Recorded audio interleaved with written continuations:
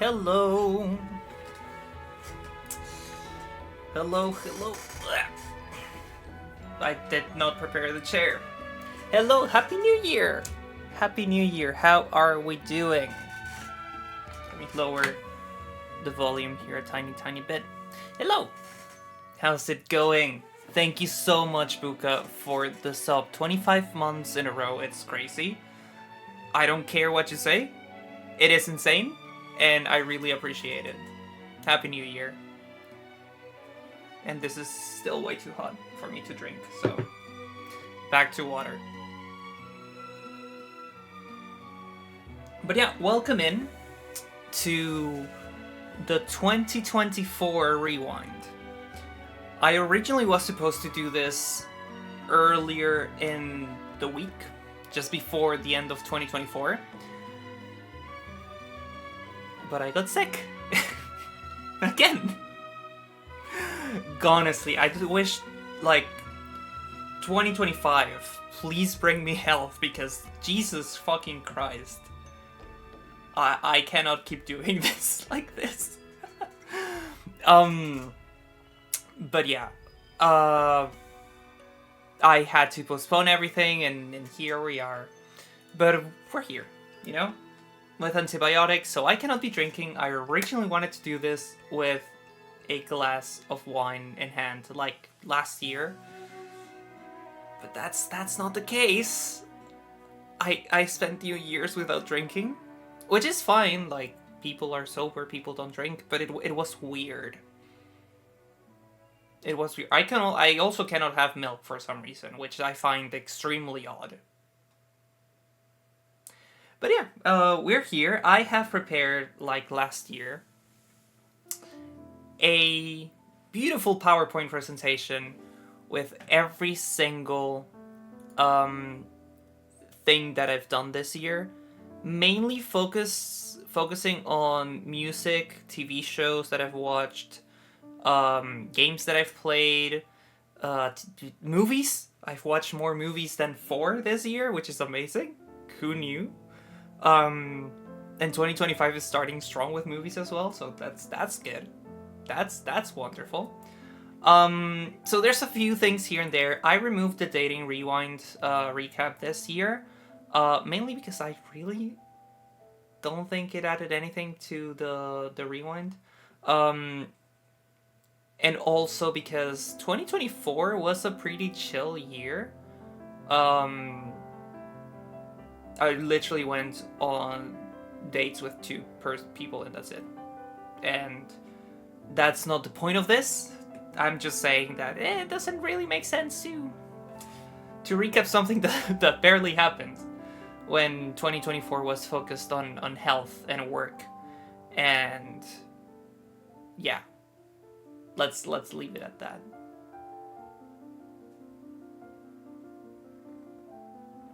But yeah, so we have a PowerPoint presentation here with everything. Let me make sure that everything is working. Yes, so we have movies, documentaries, music, TV show, games, and streams at the end. And yes, this year I did add, because I had an extra few days, I was able to add a few extra things. So yeah, let's just jump right ahead into my rewind of 2024. Let me just make sure that I sent a message to someone who asked me to notify them.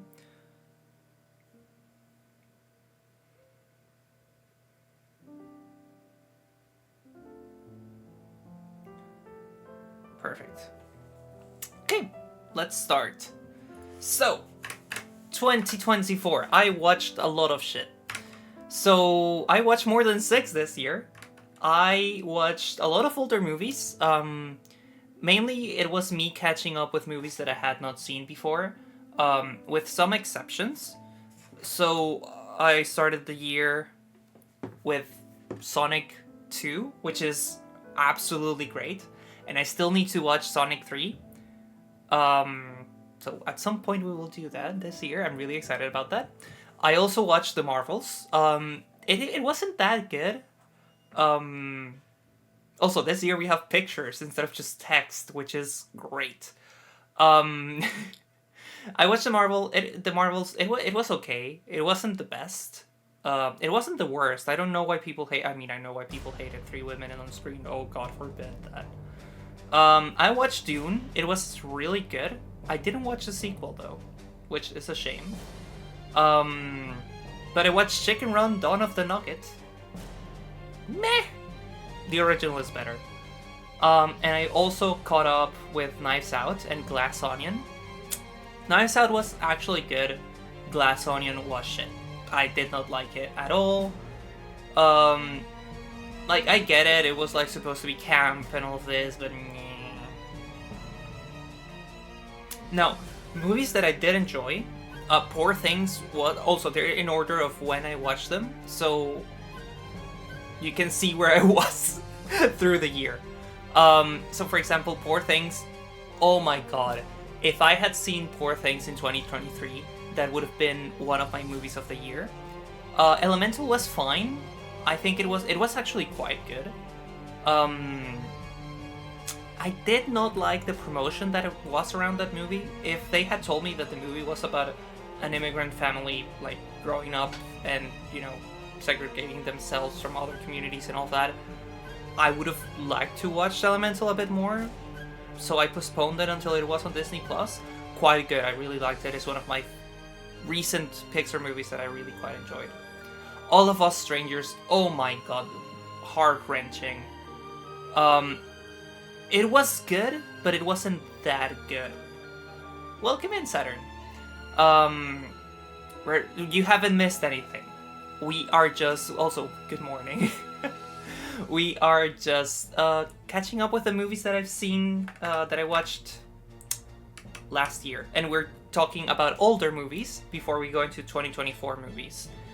So yeah, all of Us Strangers was good. I don't think it was that good, but it was really enjoyable. The menu was amazing. The menu was amazing. I was invited to watch it with a friend when it came out, and I refused because I was like, oh, I'm scared. I wish I had, because it was so good. And Hunger Games was also really good. I am partial to a Hunger Games movie and story, and I really enjoyed it. Knives Out 1 is good. I didn't like Glass Onion.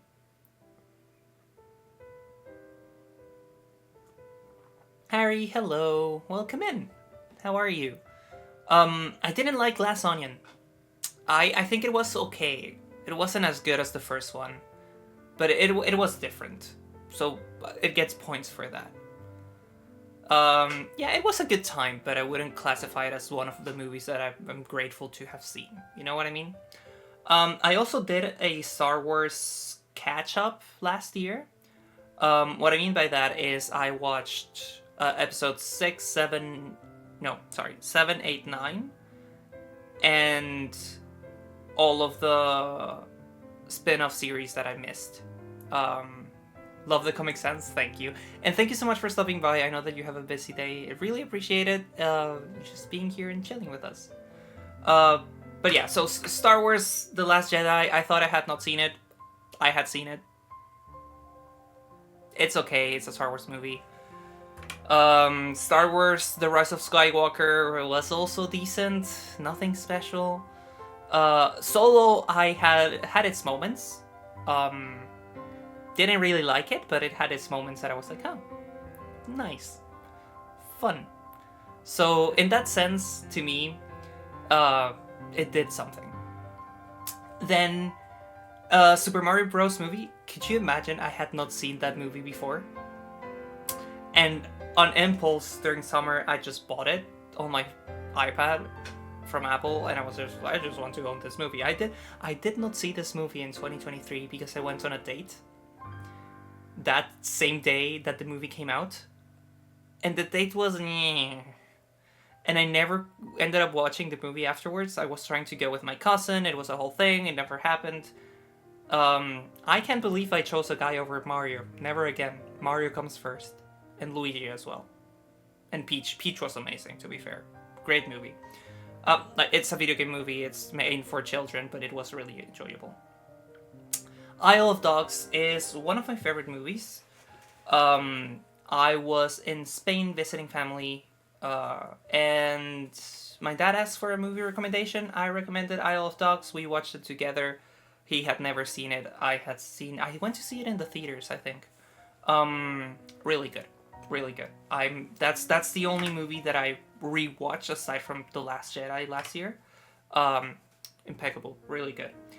And I also watched When Harry Met Sally. I had never seen it before. Really good as well. And I'm forgetting Inside Out. I think I also watched Inside Out with my parents. Yeah, because they had not seen Inside Out 2, and I put that as well. But doesn't matter. Now we're going to talk about the 2024 movies. So these are movies that released in 2024 that I watched.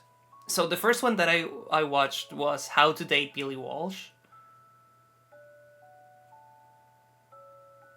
Why did I watch that movie? It was clearly not aimed to me. I don't think they make teenage movies as good. Yeah, When Harry Met Sally is really good. I really enjoyed it. And they were playing it at the cinema, so I went to see it, and it was really good. And it's... Nothing beats a classic on a big screen, you know? I mean, new classics as well, but therefore they're classics. But yeah, How to Date Billy Walsh. I thought it was going to be something a bit more gay. It wasn't. It wasn't good. It was a bad teenage movie. Good for the actors for getting that paycheck. And you could tell that they were having a good time, aside from that. Scoop was good. Scoop was good. I enjoyed that film on Netflix. I wouldn't classify it as anything too great, but I enjoyed it, which is amazing. For me to enjoy a movie, unheard of. I think after that I watched Inside Out 2, which was... You nearly got cast as an extra for that? For How to Date Billy Walsh? You're joking. Oh my god. See, that's why I didn't like it. You either cast my chat or I don't like the film. But yeah, Inside Out 2 was good. It's an Inside Out film. I think they did a good portrayal of anxiety. And I watched it with my parents, which was interesting. So I watched the movie in English and in Spanish. I prefer in English, obviously, because Amy Poehler. Like, who wouldn't enjoy Amy Poehler over a random voice actress? Trying to imitate. Not even imitate, because they don't imitate the voices. It's awful. I hate it. Deadpool and Wolverine was shit. I do like Marvel. I do like Deadpool. I do like Wolverine. This was a fucking cash grab. And the fact that they dropped an R-bomb doesn't get a pass for me, so eh. I think that my favorite old movie I watched this year is Women in the Verge of a Nervous Breakdown. You know, I really want to do a watch through of Almodovar movies, because I really haven't done that, and I should. But I've heard that one is great. Yeah, you should have been cast on it. You should have get paid for that. And the final movie that I watched last year was Challengers. I watched it. I think I watched one All About My Mother. I did watch that. I got to see that. Thank you, Harry. Have a great day. And thank you for stopping by. And if you want to catch up with this, the VOD is available afterwards. And I also have the PDF of the PowerPoint presentation. So let me know if you need it. Oh, Challengers was amazing. Like, I literally started watching that on the 31st, and then I finished it on the 1st. So technically I finished it this year, but by one day I started it in 2024, it's fine. It's really good. Thank you so much. Have fun. But yeah, Challengers, really good. So, what are my top 5 movies of the year based on the 6 movies that I watched, which is more than last year? Is in number 5. You love it, you hate it. It's Deadpool and Wolverine.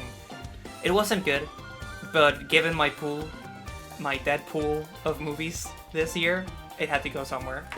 On number 4 is Wallace and Gromit. Oh, I didn't talk about Wallace and Gromit's Vengeance Most Foul. Oops, that's my bad. Great Christmas movie, really enjoyed it. Love Wallace and Gromit. I remember going to see The Curse of the Were-Rabbit in the theater for a friend's birthday. I had never seen this before. I loved it then, I love it now. I also love it more now because I'm watching it A, in English, and B, I get the little jokes.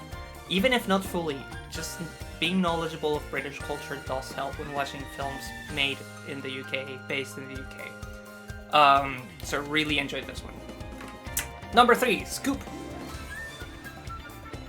I don't have too much to play by. The actors acted really well. Their script, I think, was a bit weak here and there, but Gillian Anderson and Billie Piper did an amazing performance, and honestly, by that alone, it deserves number 3.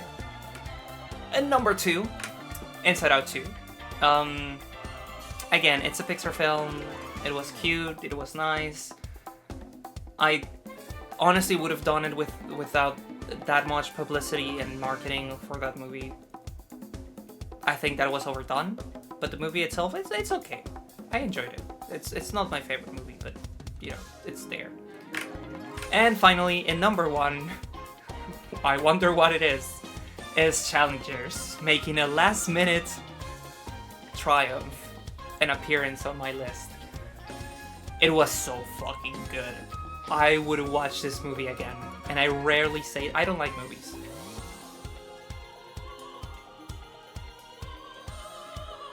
I don't really like watching movies again, but this one I would watch again. Number 1 movie of the year, without a doubt, The Substance. I did not see The Substance, or Wicked for that matter, or Sonic 3. I know that if I had seen them, it would be different. I might catch up with The Substance at some point, because I've only heard amazing things about it. Same for Wicked. I know that it's available to purchase now, but I refuse to pay £20 for that movie yet. Because I will end up paying for that movie. You know me, I know me. I'll end up watching that film. And also, I could also get it on my iPad. I don't know. I need to figure out if I'm gonna go watch it. Ariana does great. Yeah, I've heard amazing things, honestly, but it's 2 hours and 40 minutes. I think I'd rather watch it at home than go to the theater to watch it. You know, because I can take breaks. I'm tired of something, I'll just take a break. Because otherwise, I pee a lot. I have a small bladder, I drink a lot of water.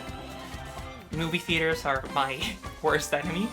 So I always end up missing something of a film, so I prefer watching it at home if they're that long. That's why I didn't go see Oppenheimer last year either, 2023. Because 3 hours, I don't have the time. Anora, I think I might be watching Anora next week. Anyways, that's movies. Moving on. But yeah, let's go to music. Saturn, you are seated. I know that you will be on the keyboard ready to roast me. So, we're gonna be talking about music released in 2024 exclusively. We're not gonna be talking about anything else, despite most of the music that I listened last year wasn't from last year. And I didn't listen to that much music last year compared to 2023. So keep that in mind why some of my decisions are weird. Let's start with, according to Apple Music, this is my vibe. So I listened to 751 artists. Number 1 was Charlie XCX, number 2 was Porter Robinson, number 3 was 21 Pilots, and number 4, Troye Sivan. not surprised here. I did enjoy the 3 albums, and I went to the Troye Sivan concert, so this makes sense. My top songs, according to Apple Music, are Navigating by 21 Pilots, When It's Serious by Mike Tavera, Overcompensate by 21 Pilots, and Chemicals by Grant Knoch. Again, I didn't listen to too many songs this year. I usually listen to a bit more. But 21 Pilots, sure, if we were in 2016. I do think that Navigating just hits that part of my back. Yeah, no, Saturn, when I tell you it was a weird year, I will I got the data from last year, so we can compare the two, and you will see that 2024 was weird for me. Anyways, top albums: Smile by Porter Robinson, Clancy by 21 Pilots, Brad by Charlie XCX, and Eternal Sunshine by Ariana Grande. Let me say something. If Charlie XCX had released Brad as a single album and added songs to the album, because of how Apple Music tracks listening to albums, Brad would be number 1. Because I listen to Brad, but it's also 3 songs extra, but it's still Brad, or whatever the title for that is, and Brad, but it's totally different, but it's still Brad, or whatever it's called. So that's 3 separate albums according to Apple Music, and I struggled. Okay, the numbers are not tracking. So I removed all of the songs that are not in this album from the other albums, if that makes sense. Yeah, basically. Anyways, this is our comparison with 2023. As you can see, in 2023, I listened to the music 3 times more than 2024, in average.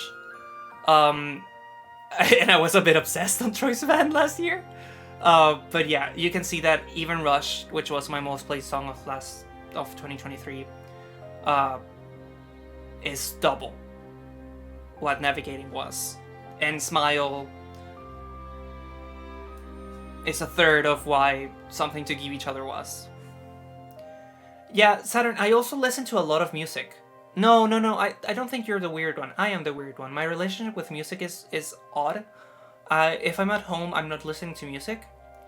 I usually have a YouTube video or a Twitch stream or a TV show in the background, rather than a music. And music, I usually listen to music when I'm moving from one place to another, or if I'm listening to an album or something like that. So in that sense, I tend to listen to less music than most people. So also, I like a lot of variety, so I don't listen to the same album over and over and over and over and over and over again. But, you know, something to keep in mind.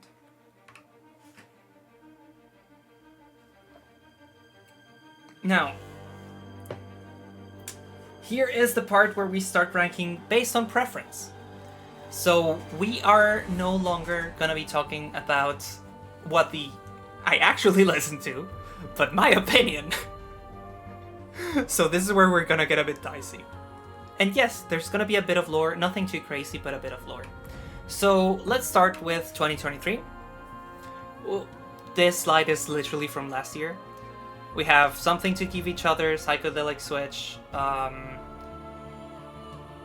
Diamonds and Dance Floors, Gloria.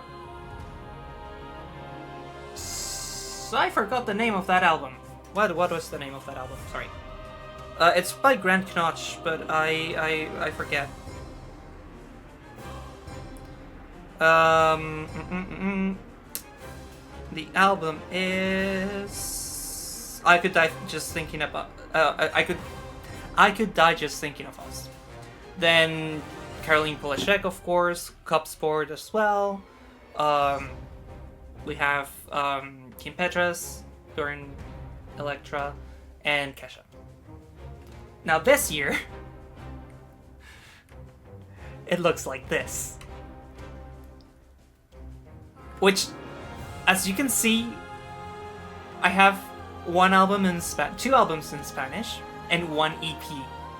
And that's how little music I listened to this year, that I put an EP on the albums, when last year I had a rule that I would not do that. So let's go through them in order. Brad, we had Brad Summer, There were some good musics, some good songs. There were a couple of trends. I really enjoyed it. Right. Clancy by 21 Pilots. I enjoyed it on first listen. I enjoyed a few songs a bit more than others, but I do think that overall it's an amazing album. It starts really well, it ends really well. It has its highs, its peaks and valleys. It was really good. Now, Conan Gray being in the top 3. Yes, they have to be from this year. I am not talking about anything music related. If it was music related from other years, this would have a lot of mana. This would not have as much of this. So that's my own specific rules. So the problem with Found Heaven by Conan Gray, which is an amazing album, let's start there, is that my favorite songs from that album were released in 2023, so I technically cannot count them for this. But the album as a whole, it is good. I really enjoyed it, and the songs that released this year were good. Not the best, but good. The Arcane soundtrack for Season 2 was glorious. I don't listen to soundtracks, and because the music was created originally for the TV show, it's all new music. It's good. It has a lot of different genres. It has a lot of different things. I listen to the songs and I remember the TV show, but I can also enjoy them on my own personal time without linking them. Then Sean by Shawn Mendes was really good. Really, really chill album. Really introspective. I liked it. I really liked it. Like, I've been to little concerts in my life. I haven't been to that many. Shawn Mendes concert is one of my favorites of all time. When he went to Barcelona in 2016, 17.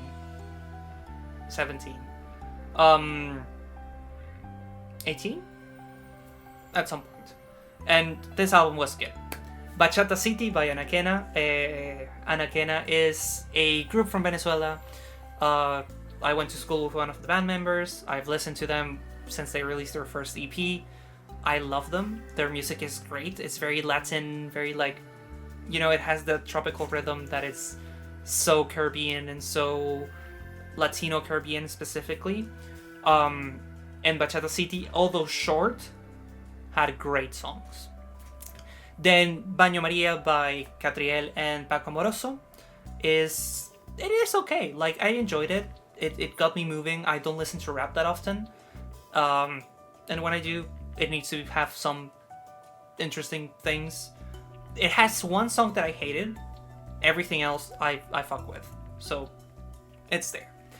Then Eternal Sunshine, I believe, is the name of Ariana's album. So I have a problem with Eternal Sunshine, and it is that it has, like most Ariana Grande's albums, in my opinion.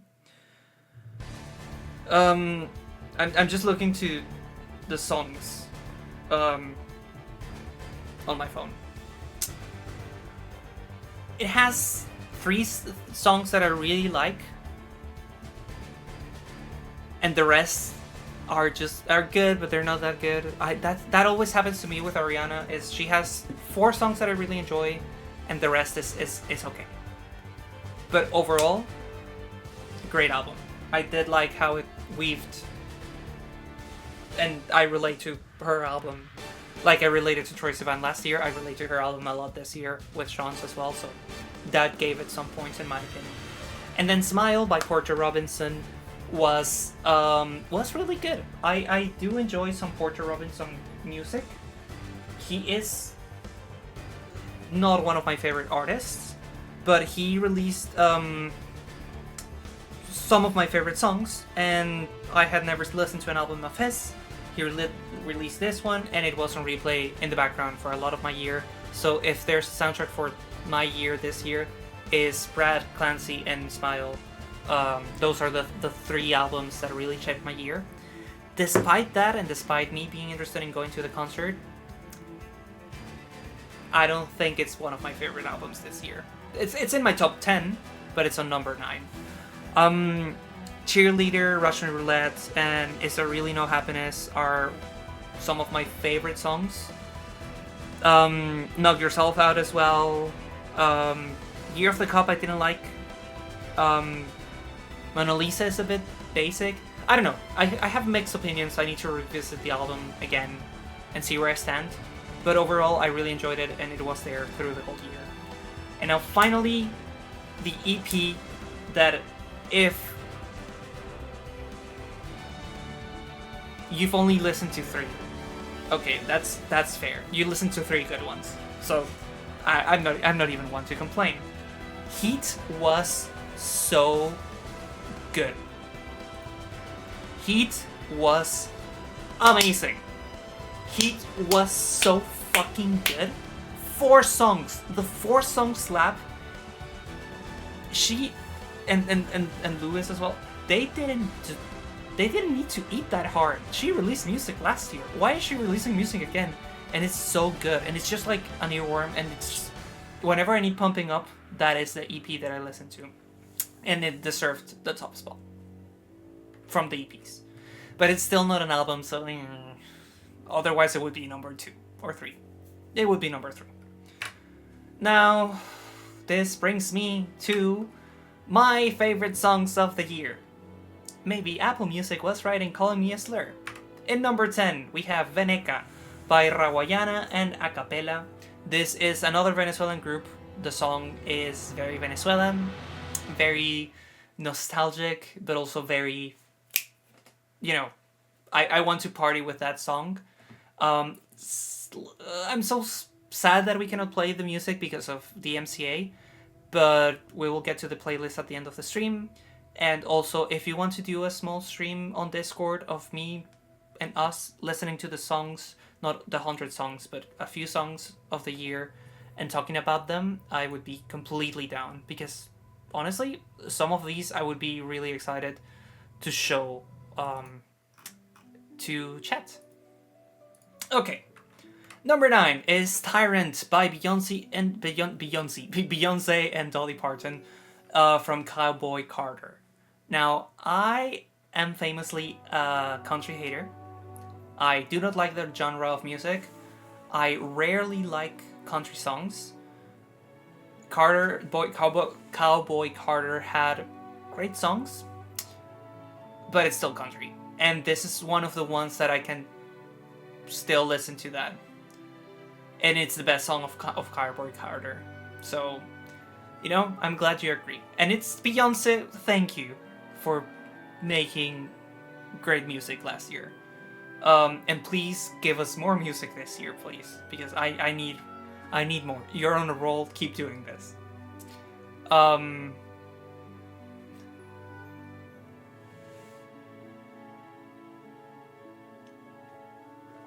Yeah, those are not even in my top songs of that album.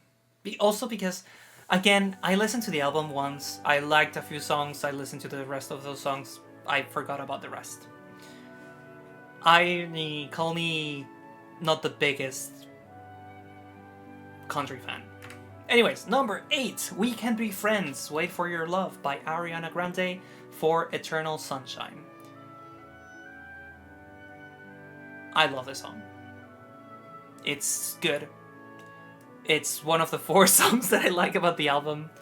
And I can listen to it a lot. When I'm sad, when I'm excited, when I'm nostalgic, when I am hyped. I never skip it. So for that, it's a number 8. Not my favorite, but number 8. Then, this is the highest song from Brat in my top 10. Which is shocking because Brat is still my number 1 album of the year. But as someone who lost people close to me through the years, whether to illness, to just friendships that fizzled out, or just distance, and things that didn't kindle, or things like that, So I by Charlie XCX really speaks to me. And it is not a sad song, like, oh, I'm sad. It's like, oh, I remember you, and it's weird that you're not here, but I have this mixed feelings, but I also carry you with me. And that really spoke to me. So I love Rad, I love how partying it is. I like that this is the song that breaks that. And that focuses on her relationship with Sophie. And it's really beautiful. And I always, like, will stop and listen to this song. Even if it's on a high playlist, I will be, okay, let's go down for a bit. Love this song. Honestly, it's so good. Number 6 is from Arcane. That's the highest one from Arcane that is gonna be in this top tier list. Is Blood, Sweat, and Tears. Blood, Sweat, and Tears by the one and the only Cheryl Lee Ralph.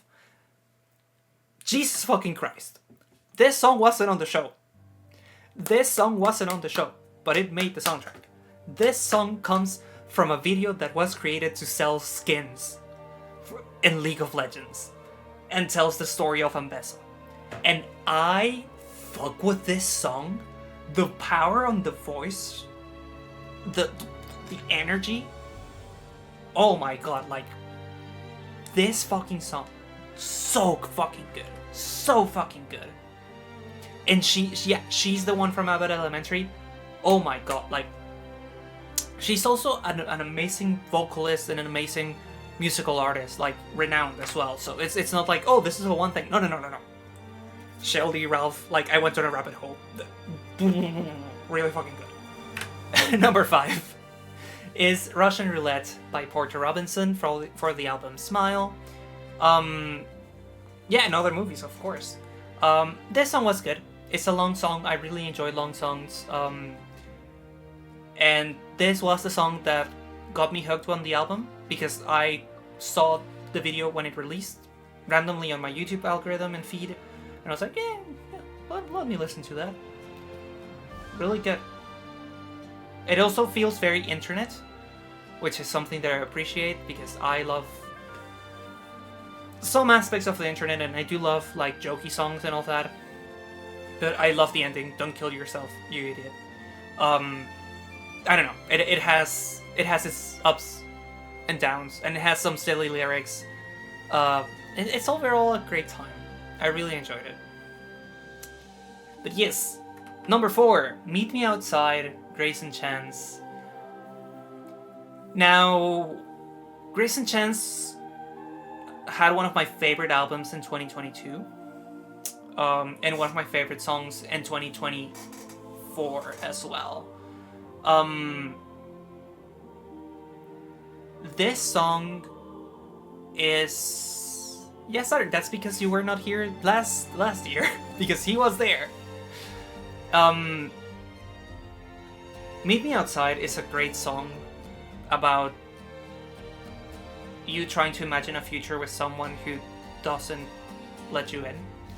Whether to their family because they're closeted, or because of how they are, and he's just waiting outside to pick him up, and he will never meet their parents, and he will never get married to this person. And despite knowing all of this, he's still there. He's still waiting for him outside. And oh, that shook me. And he released 3 songs last year. 2 of them are good, 1 of them I didn't fuck with. This is the best one. Yeah, he was a child star back in the day, and he got fucked over, allegedly, by Ellen's discography and all of that. And then he continued doing music, but with very low traction. And then, like, actually... Let me see if I can do this properly. Yeah, no, absolutely. Let me do something right now. I'm gonna get... Yeah, I'm gonna open the web player on Apple Music. And I'm gonna show that here briefly. Okay, let me set this up.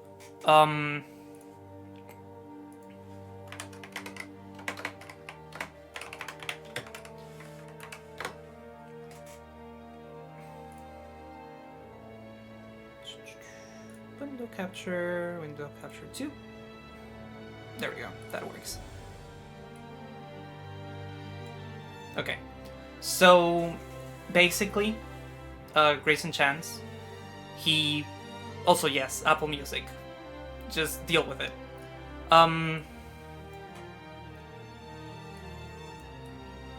Yeah, I'm in the UK. So Grayson Chance, which kicked me out. Okay. Oh, here it is. He released music.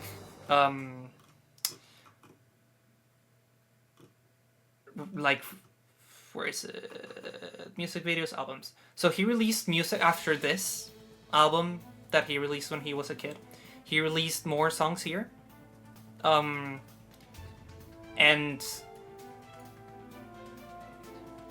I listened to a few portraits, when in 2019. I didn't listen to Trophies, but Palladium is such a good album. I love Herringbone and Athena. And I think if we go to my top 100 songs from 2022, Athena is number 1. Like, that album, A Palladium, was so good. And if we go to 2023, Herringbone is somewhere, yeah, here. Like, I really, really enjoyed, just Grayson Chance is actually an amazing artist, and he needs to get more recognition because he releases amazing music. And he released Rear Mirror, Haymaker, Meet Me Outside. Meet Me Outside is so good. Haymaker is okay. No, Haymaker is good, sorry. And Rearview Mirror, it's not for me. But yeah, great artist. Again, if the NCA wasn't a thing, I would absolutely show this on stream. And listen to that, but we can do it on Discord later. Number 3, Why by Shawn Mendes, for Shawn.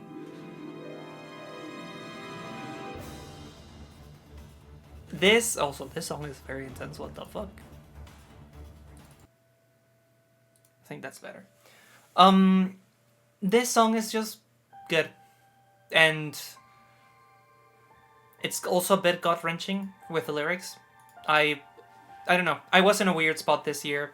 This song really helped.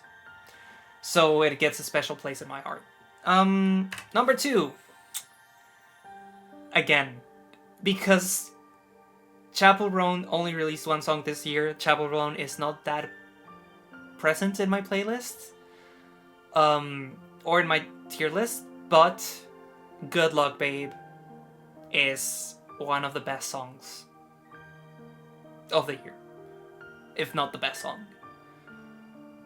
And I will listen to this song whenever it comes. I will never skip it. I will never skip this song. And I'm glad that Chapel is here, and I need her to make more music, because if it's on this level, we're gonna eat. And I really am hungry for good music. That's okay. Oh my fucking god.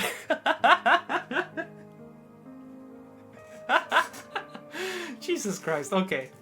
Number 1 is Navigating by 21 Pilots from Clancy. This song just tickles something in my brain. And it's also extremely relatable. And I listened to this song the most this year for a reason. I really think it's really great. And I think that is it. Here is my playlist from 2024 with all of my favorite music of the year. You can get it on Spotify or Apple Music, and I expect to be judged accordingly. There's a lot of Spanish music. By that, I mean, actually, we can go over the playlist now. Here, yes. So,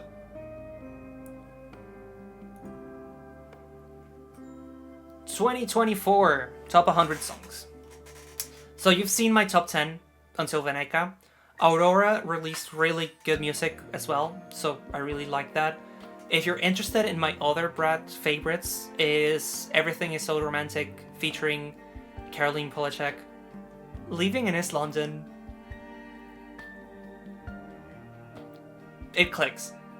It really clicks. Then Anakena, which is the group that I went to school with, one of them. Caracas. Oh my god, this song was released on the 27th of December. If this song had been released earlier, like in November, this song would be my number one. And I was tempted to put it in number one, but without less than a week of listening to it, I could not assess it properly, so it's number 13. It is nostalgic, it is sad, and I connect with it because of, you know, not being in Venezuela in 10 years. It hit. And this fact that it's also a banger does help. Then we have Supernatural, the one with Troye Sivan specifically. Cheerleader with Portia Robinson was really good. Sympathy is a knife. I do like the Ariana Grande, but I do like the original more. Heart of Gold by Shawn Mendes was good. Do You Feel by Aurora, oh, so good. Joyride by Kesha, amazing. To Ashes and Blood was really good. And again with Amsterdam. We have Yes and by Ariana Grande. Girl So Confusing featuring Lorde. That would be higher if it wasn't for a few songs that just are better in my opinion. Then Catriel and Paco Amoroso, thanks to Tiny Desk concerts, I discovered them. I really like them. La Que Puede Puede is good. Noches de Verano by Este Man is also very good. Busy Girl by Tuvalu, amazing. Cunty by Adam Lambert is so good as well. Like, Adam Lambert matched Tuvalu's EP, in my opinion. But Cunty is my favorite song from that album. Yeah, EP. When It's Serious by Mike Tavera, despite being one of my most listened to songs of the year.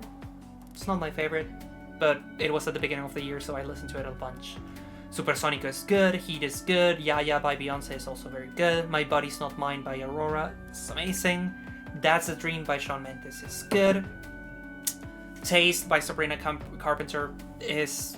I don't like Sabrina as much as other people. I appreciate Sabrina. Taste is a great song. Guess featuring Billie Eilish, Tokyo by Anakena, Talk Talk featuring Troye Sivan, Desire, Tuvalu again, At the Risk of Feeling Dumb by 21 Pilots is really good, Rewind is amazing, Su Lado de la Cama by Los Mesoneros, also very good, another Venezuelan band that I highly recommend, Please Please Please is good, Texas Hold'em, Die With a Smile. Do I think the song is good? No, but it's in my fucking head, so it's here in the playlist. B2B, amazing, Cumpleaños by Los Mesoneros, also good, The Line by 21 Pilots for Arcane, really good. Jump Scare in Your Garden by Ethan Brodnick, I'm not sure. Very low energy. Good. Blackbird, also very good. Again, it has to be from 2024. I cannot add songs that were not released in 2024. So this is exclusively from what released in 2024. Haymaker by Grayson Chance, again, really good. Heavy's a Crown by Linkin Park, also related to League. I saw them perform it live, so good. Cartagena by Esteman is so good. There would be more Esteman songs in the playlist if he had not released them last year, in 2023, so that's on you. Dua Lipa released a very bad album with 3 good songs. Training Season is the only one who made it on the list. Maria would have made it towards the bottom of the list, but aside from that, yeah. Miss You by Conan Gray is really good. I cannot pronounce this in French, but that's also great.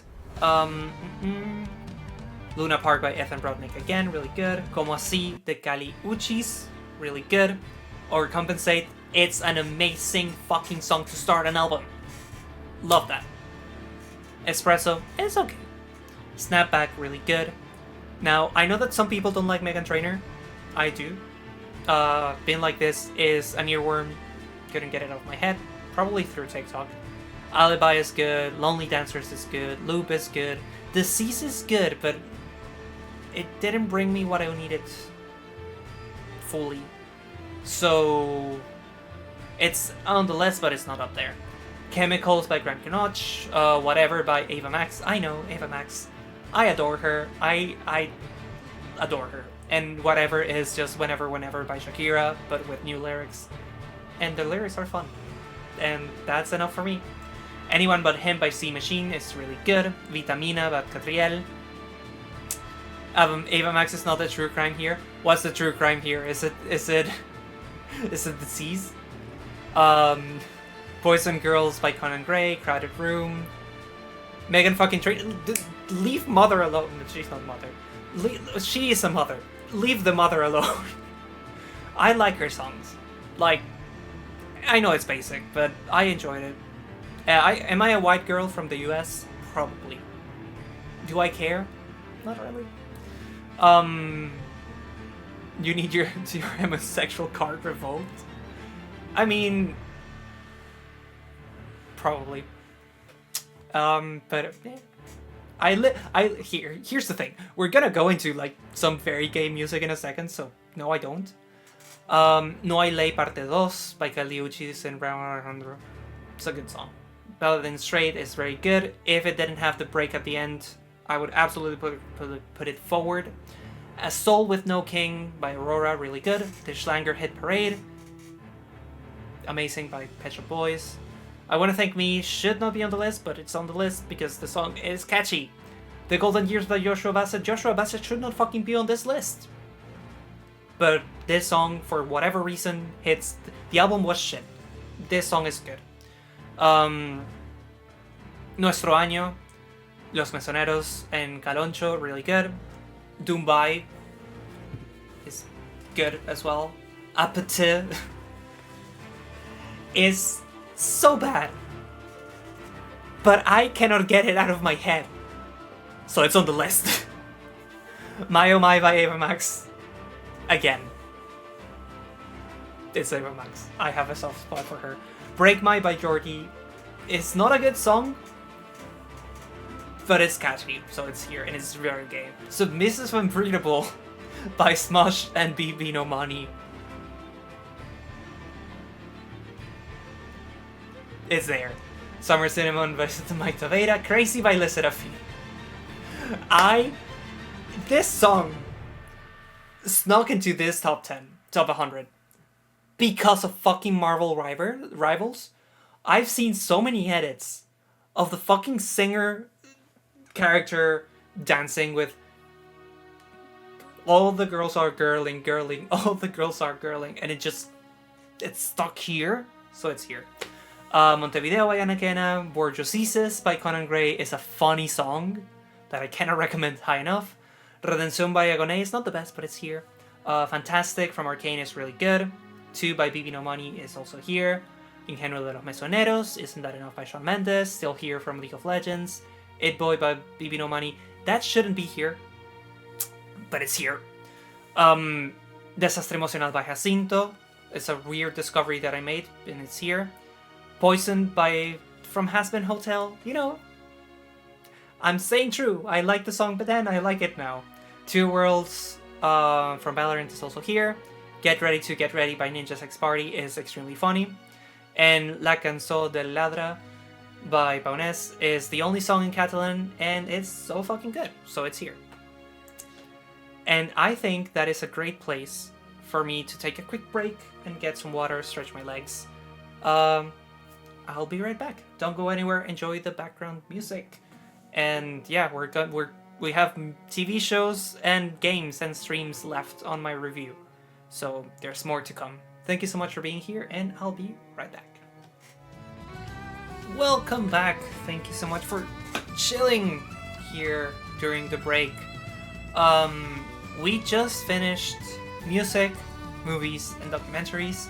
We have games, TV shows, and streams to go still, so I would say that this is the midpoint if I did not watch too many TV shows, which is definitely a problem. So let's just jump right ahead.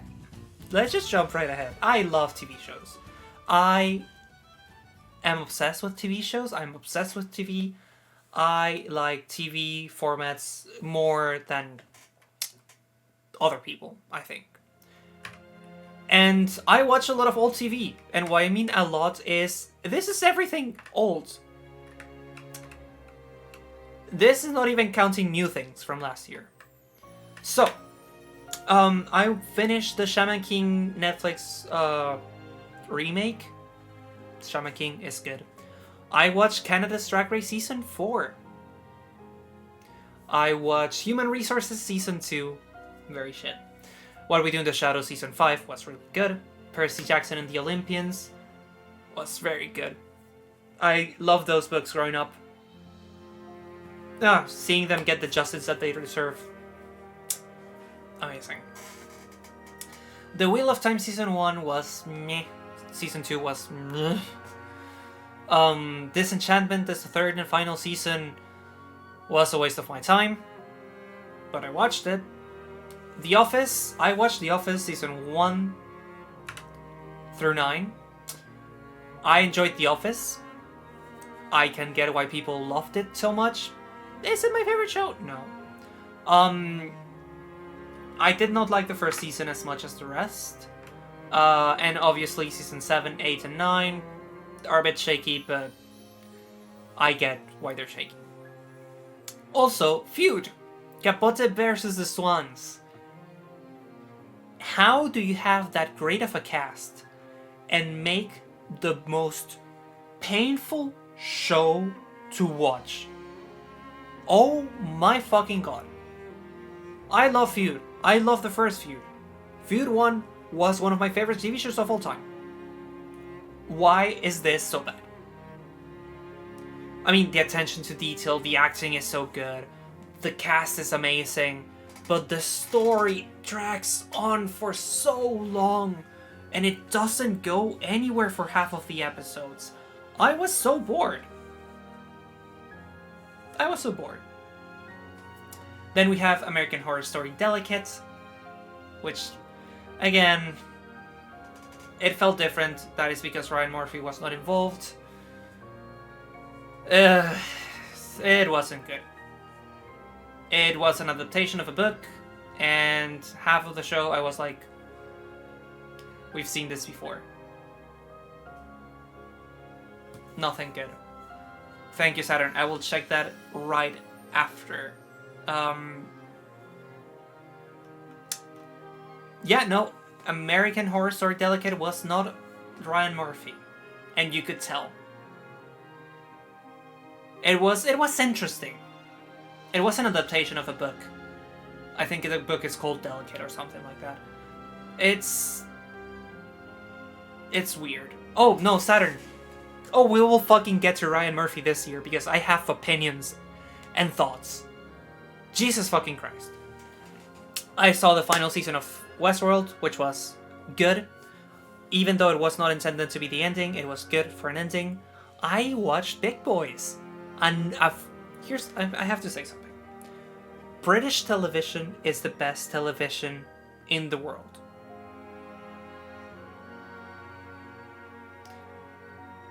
And I love how small little projects are so good. Big Boys is one of those TV shows. I highly recommend it. So fucking good. Banana Fish, yeah. I watched Banana Fish for the first time ever. Last year. Jesus fucking Christ. That's where I'll get. The Artful Dodger was enjoyable. It wasn't good. I like the main actor. It was funny, but nothing too good, to be fair. They're gonna release a second season, fine, because the first one had a bit of a cliffhanger, but if it got cancelled, I wouldn't cry either. The Mandalorian Season 3, it was The Mandalorian Season 3. It was good. It is The Mandalorian.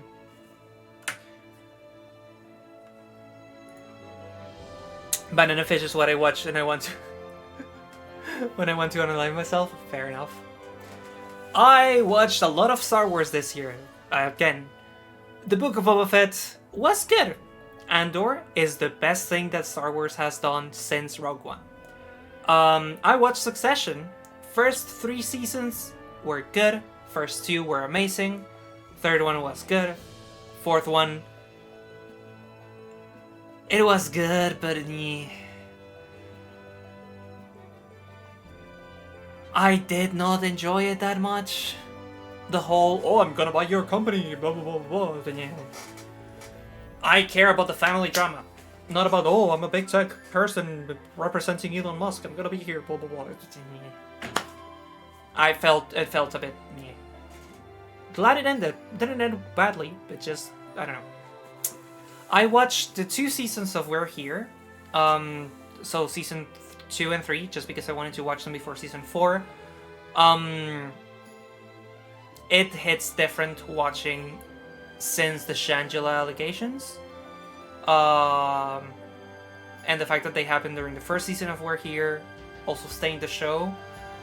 Despite that, the show has a great message, and I do adore Bubbly Drag Queens, so I watched it. And then we'll get into season 4 later. Veep! I watched Veep. All 7 seasons. It was amazing. Except the final season. It was amazing. I really enjoyed it. One of my discoveries of this year. One of my best friends from high school, he adored Veep. Now I can see why. I wish I had seen it when I was still in Venezuela, because we would have talked about it, and we would have loved it. Slow Horses. Oh my fucking god, Slow Horses. I watched the first 3 seasons with my cousin. Amazing. Oh my god. Peak British television, drama, acting, writing, wit, comedy. Gary Oldman, you fucking cunt, I love you. Oh, so good. All of the characters are dislikable, but despite that, you love them. Season 2 is a bit weird. Season 4 is a bit weird. But I do love them nonetheless. Then my boss recommended to The Diplomat. I watched The Diplomat. It is fun. I do love my political dramas that have a hint of comedy, so really enjoyed that. Then I watched Industry, season 1, 2, and 3. But we're talking about older TV shows or older TV seasons, so I'm only talking about Industry 1 and 2. I loved Industry 1. I liked Industry 2. We'll get to Industry 3 later. Now let's talk about shows that were released in 2024. So these are shows that didn't have a season before, are original shows that came on 2024. And they're in chronological order. So, Has Been Hotel. We were all there in January. And it's Has Been Hotel. It was okay. Griselda. Oh my fucking god. Sofia Vergara needs an Emmy after her performance. Like, she was so good. And so, like, she carried the whole fucking show. I don't care that it was based on a real person and all that. If it was fiction, like, start giving Sofia Vergara fucking dramatic roles where she doesn't have to be funny. She fucking ate that shit. She made one of the best fucking shows of the year. And I cannot stand prouder to be Latino after seeing her just, you know, do that shit. I also adore her, so, you know, I'm a bit biased. Criminal Record is another show that released last year. This is why I should do this in 2024 rather than 2025. It's confusing. Criminal Record is good. Is it great? It isn't. Gus Jumbo and Peter Capaldi did an amazing job. Their 2 roles are very good. Their acting is amazing. Their writing is a bit sloppy. But they carry it with their performances. It also introduces a few questions about police and all of that, and it explores it from within characters from police, which is usually what these type of shows that involve policemen do. It is also based in East London, so I did recognize a lot of the settings, which was really fun, and I adore Peter Capaldi, so I adored the show. Mary and George. How do I fucking describe Mary and George? I adore Julianne Moore. And if she wasn't in the show, I would have stopped watching. Don't get me wrong, Nicholas was amazing in the show. He did a great job acting. But Jesus fucking Christ, can we... If people want to make porn, just make fucking porn.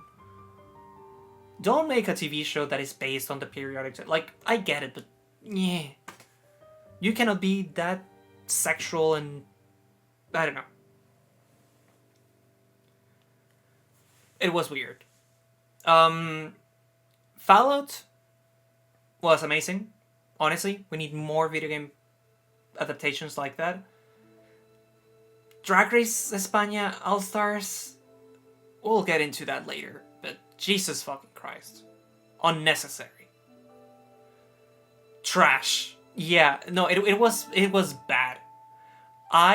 Drag Race had a bad year in 2024. At least the main series of Drag Race. Oh, I need to bring the music up. I like this song. Baby Reindeer was fucking so good. Oh my god. Every character is unlikable. It's flawed. Maybe not the therapist, the girlfriend, but it is very flawed. But it's so good. Oh my god, the acting was so good. The performances were so good. And I love how it took everyone by storm. I really enjoyed it. I Kissed a Girl. I don't partake in trash TV that often, but I Kissed a Girl was one of the first lesbian dating shows in the UK, let alone the BBC. Actually good. Now they're making another season for I Kissed a Boy. I would say BBC, fucking keep doing this, but stop doing 1 year the boys, 1 year the girls. We cannot have more than one gay dating show at a time. Make both of them back to back. I'll watch. But yeah, no, it was fucking good. It was great things to have in the background and just trash TV of dating reality shows, which is something that I usually don't watch. Yeah, bring them back to back. Dead Boy Detectives. The show was good. I get why it got cancelled. I get that Neil Gaiman is problematic. But the show was good. And the actors were good. It was very teenager, but I didn't mind it. I had fun. And yeah, he is. He has multiple allegations against him, which is bad. I mean, mainly because, you know, it's crazy that he has fucking done all of that shit for so many years and gone unpunished. And now, you know, it's fucking frustrating. Also, Netflix, fucking do your fucking research before investing in IPs. Because, oh, the Sandman lore and the Sandman universe. Oh, let's make the good Dead Boy Detectives to bring the, like they're trying to create a multiverse with that. That fucking shut back. That fucking fuck you up. And now you're gonna have to make Sandman 2, and it's gonna be weird, and you're gonna cancel it. Ugh, fuck that. Fuck that. Honestly, Neil Gaiman, yeah. I'm so sorry, but good. Dead Boy Detectives was good. Lost Boys and Fairies is a 2-episode TV show, limited series, that it is so fucking specific. Let me find a song for this. It's a BBC show, 2 episodes. The first episode is over an hour long, so it's basically a movie, 2 movies. When I tell you that I watched this before Banana Fish and this destroyed me more than Banana Fish, oh my god. It's about a gay couple in Wales who want to adopt a kid.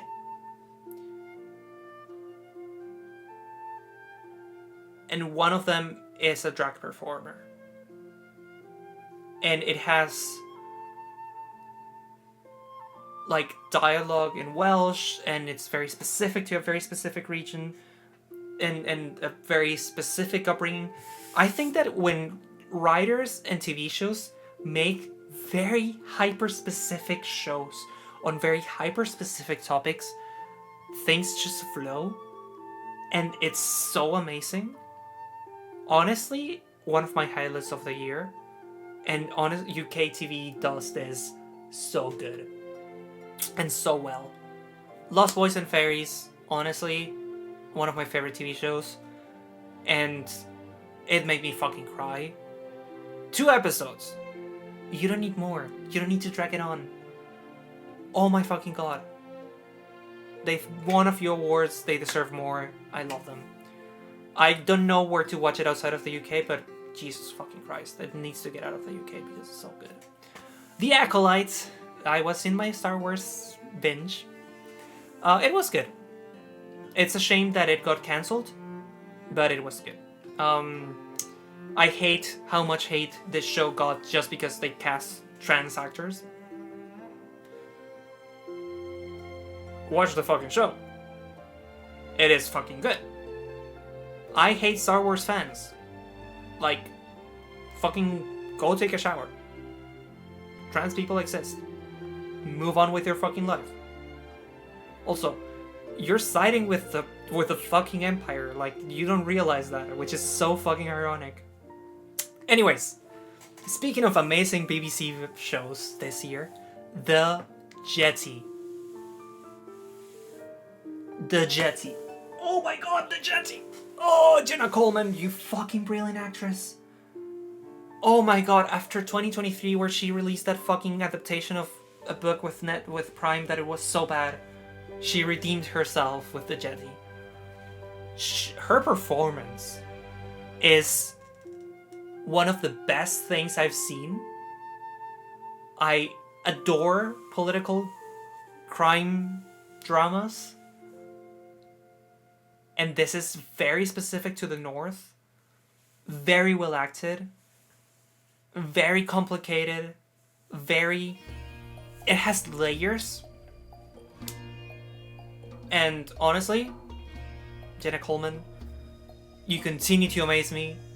Please keep doing shit like this because, oh my god, I love that show. I watched Exploding Kittings as well. Why? I don't fucking know. Did that show need to be made? Absolutely it didn't. Also, spoiler alert, I don't know if you care about this or not, but I'm gonna spoil it. The whole premise of the game of Exploding Kittings is that there's a lot of different cats that exist in different ways, and they're like, this is the silly cat, this is the mushroom cat, this is the god cat, this is the devil cat. Guess when that happens on the show? The final scene of the show.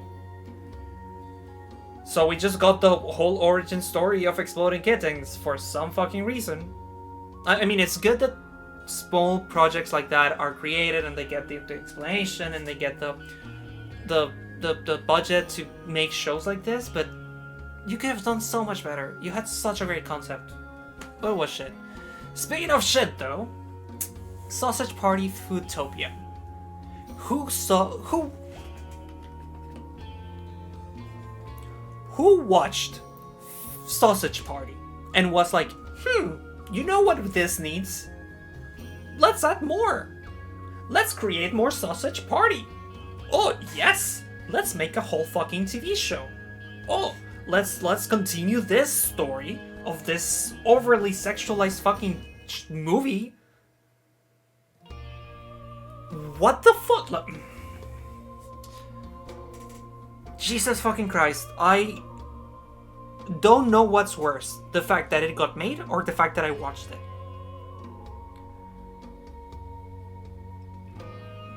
Like, Sausage Party is fucked. Sausage Party Foodtopia is fucked up. Like, more fucked up. And it is so bad. It is so fucking bad.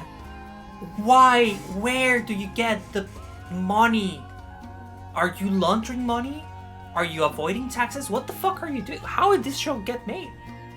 And the worst part is they set it up for a second season. And now I'm pissed at myself. And honestly, I would not acknowledge that I had watched this show ever. But I have to put the word out there. It's so fucking bad. It is so unnecessary. It doesn't add anything to media. I had to watch it just because I was fucking curious. But I should have stopped. And I didn't. And that says something about me, and that says something about the show. But oh my fucking god, please don't make a sequel. Stop that. Sausage Party did not need reviving.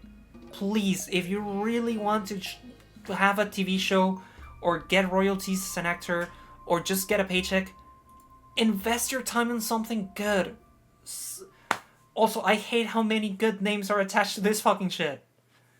Jesus Christ. I get that Sausage Party was supposed to be a shock factor when the movie came out. Why did you make a TV show? Anyways. X-Men 97. I did not watch the X-Men anime show growing up, so I didn't understand half of the story. Still enjoyed it.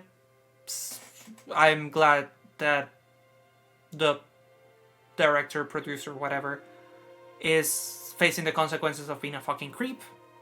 That did taint a bit of my opinion of the show. Again, it's Marvel. It's not that deep. It's a good watch. Especially if you like X-Men. Global All-Stars. RuPaul's Drag Race Global All-Stars. Oh my fucking god. What a shit show. You had all of the pieces to be an amazing TV show, and you fucked it up. Trash. Trash. For multiple reasons, but fucking trash. We'll get into that. Then Chaos, which is extremely funny because Netflix, you are making a huge TV show, filming on location in Spain, filming and getting all of these A-list celebrities, using all of these VFX, and setting up a world and trying to create a TV show that is gonna last multiple seasons just to cancel it a week after it comes out. Don't get me wrong, the show needed to be cancelled, but what the fuck? Like, stop investing on shit that you're not gonna continue going forward with. Make limited series, Netflix. Please, make limited series. It's not that hard. Make a story that has a beginning and an end. And I know for a fact that Netflix, whenever they get a pitch with the continuation for the story for season 2 and season 3. And if it doesn't have the possibility of continuing, they don't fucking make that shit. And rarely they make that shit. Stop canceling shows when you know you're gonna cancel them because, oh, they're too over budget. Don't fucking make them. Or make them with an ending. Jesus fucking Christ.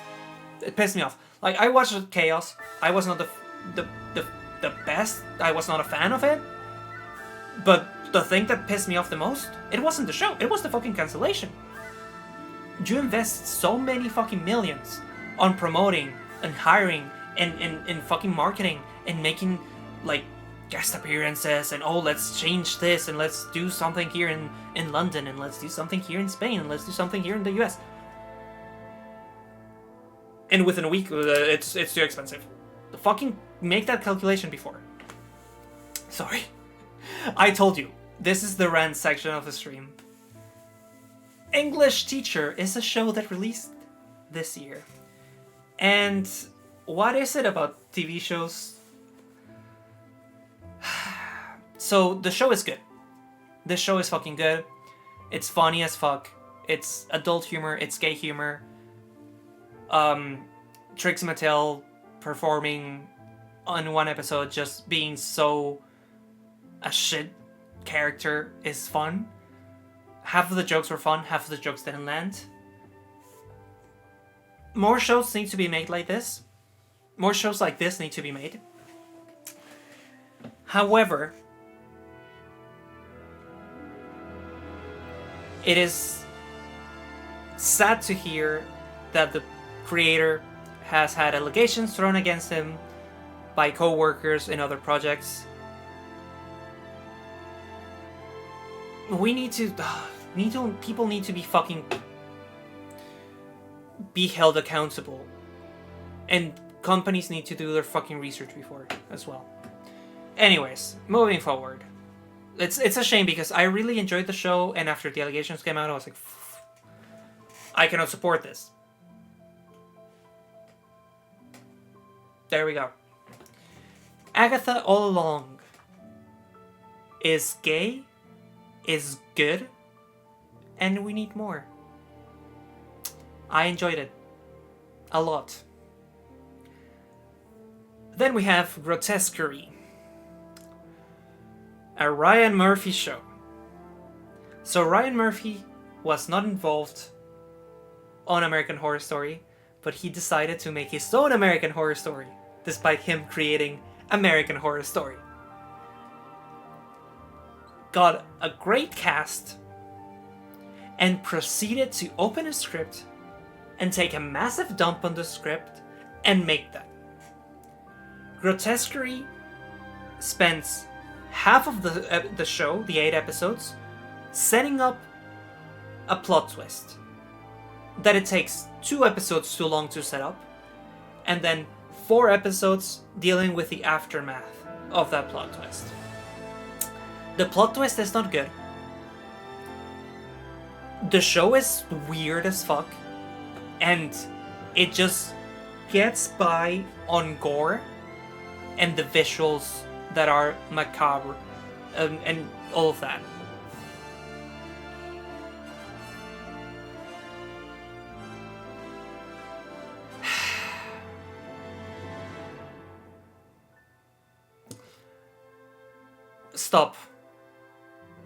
Stop making sexual content on your content, fucking Ryan Murphy. Stop getting the white boy of the month to take off their shirt and show their butt on your shows.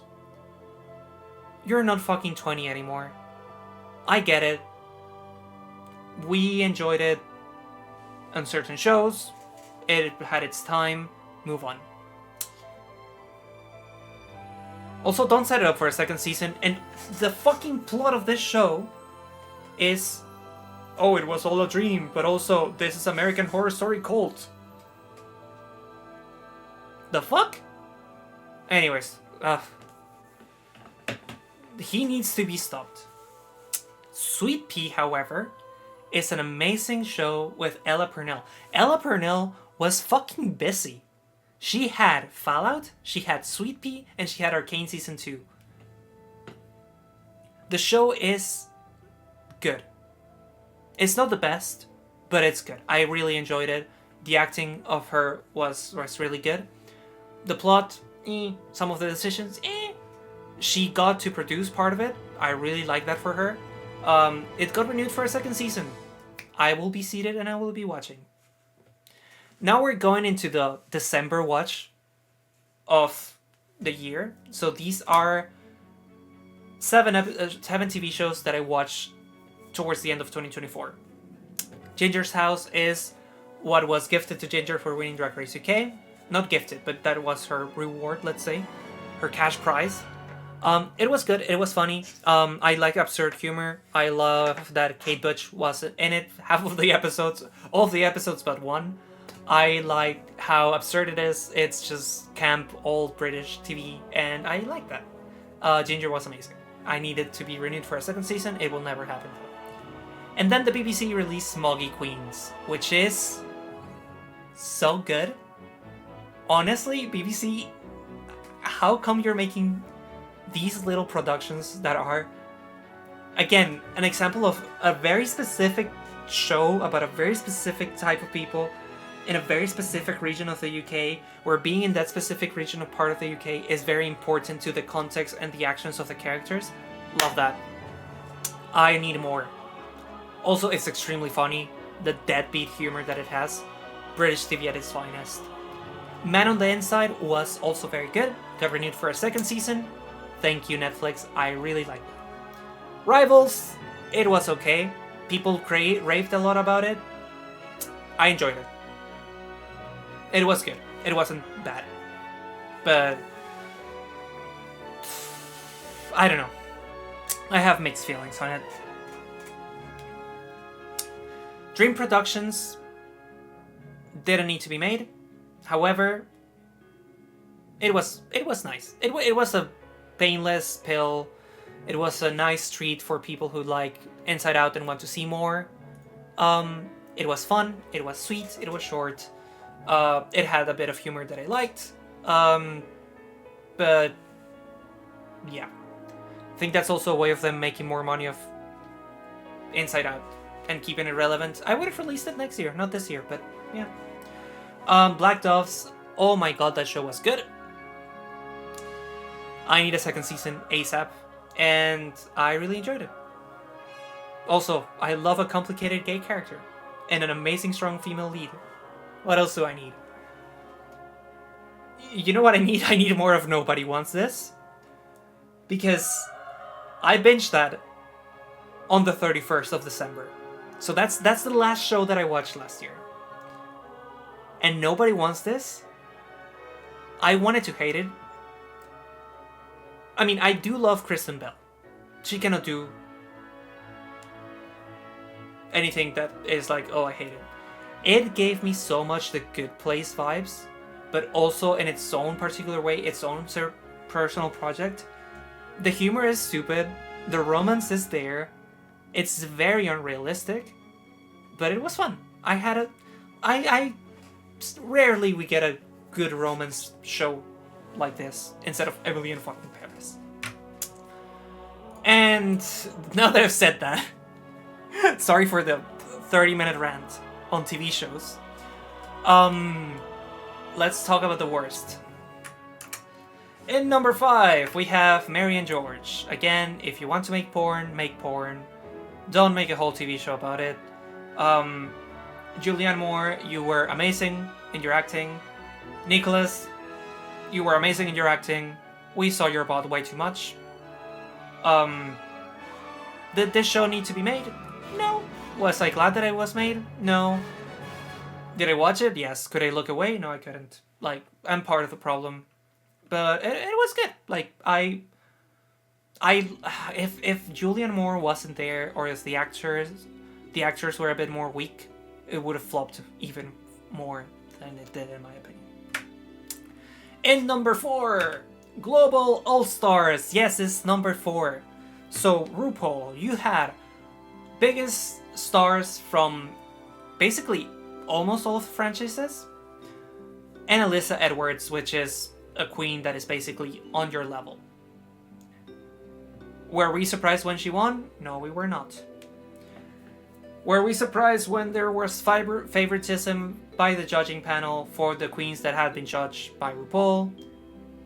No, we were not surprised. Was it expected? Yes, it was. Was it even tried to be like, oh no, this is really not happening? Like, oh, look away. They didn't even try to hide it. It was bad. And that's without even getting into the queens. I did not like what we saw. I know that it's an edited version of a show, and what happened or didn't happen is different or not. I came in as a Kitty Skull Class fan. I liked Craig Kong. I did not think that they did their best.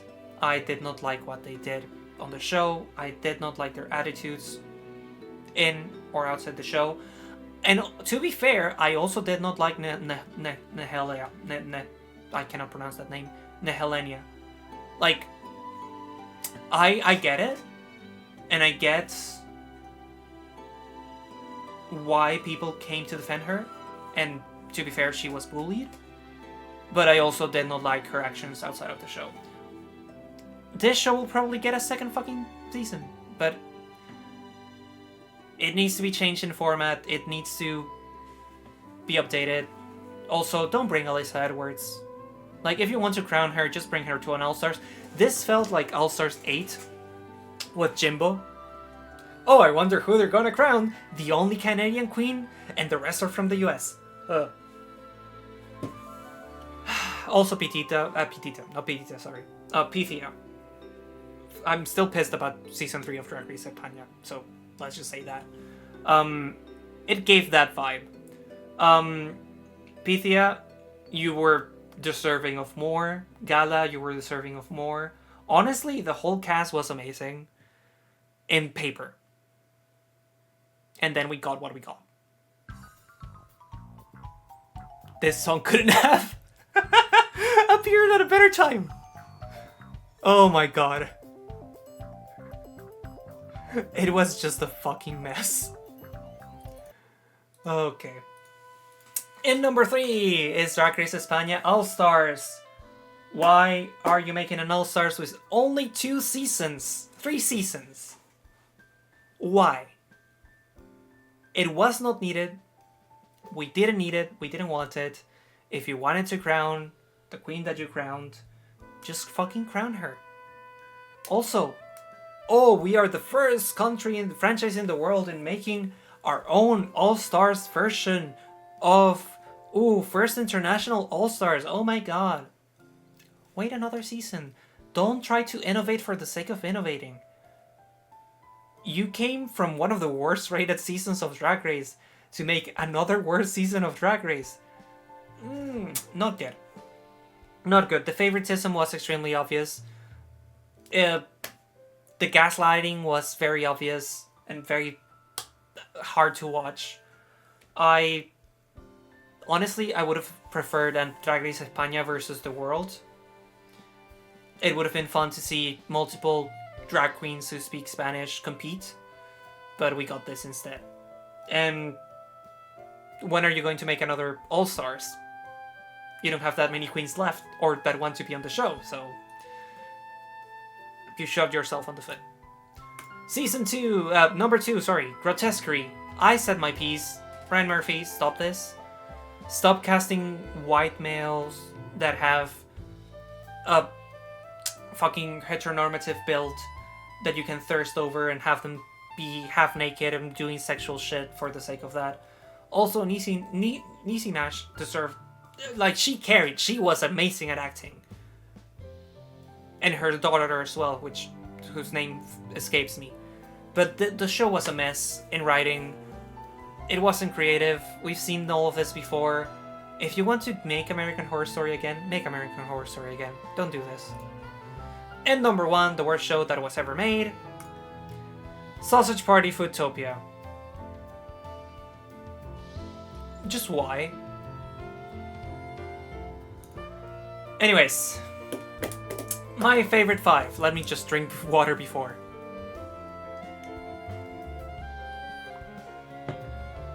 So, some honorable mentions first. Agatha All Along was so fucking good. It's Marvel, so I couldn't put it in the top 5, but it's so good. All of the acting, all of the gags, the plot, it was enjoyable. Episode 6. Episode 6. That episode alone. Jesus fucking Christ. It was so good. Man on the Inside. Amazing show. I had fun. Lighthearted comedy.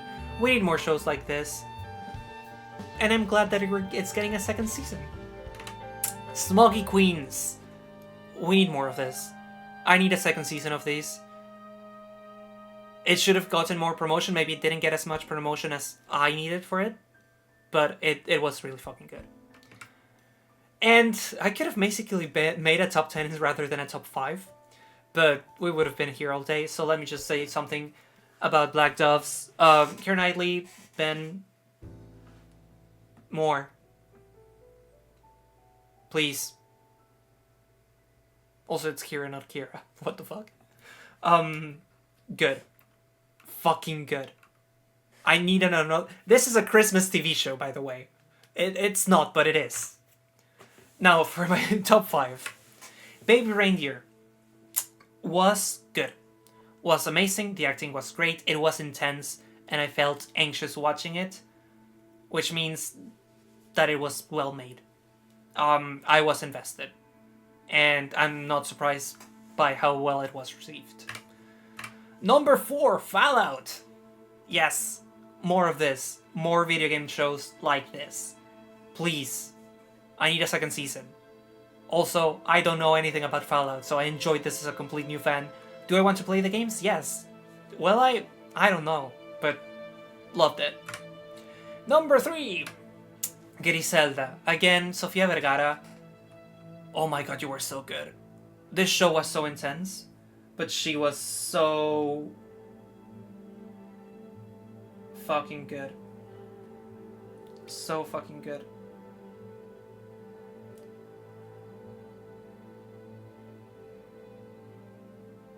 Okay. Number 2, Lost Boys and Fairies. I tear up just thinking about this show. It was amazing, and we need more shows like this. And yeah, I cannot sing higher praises about this.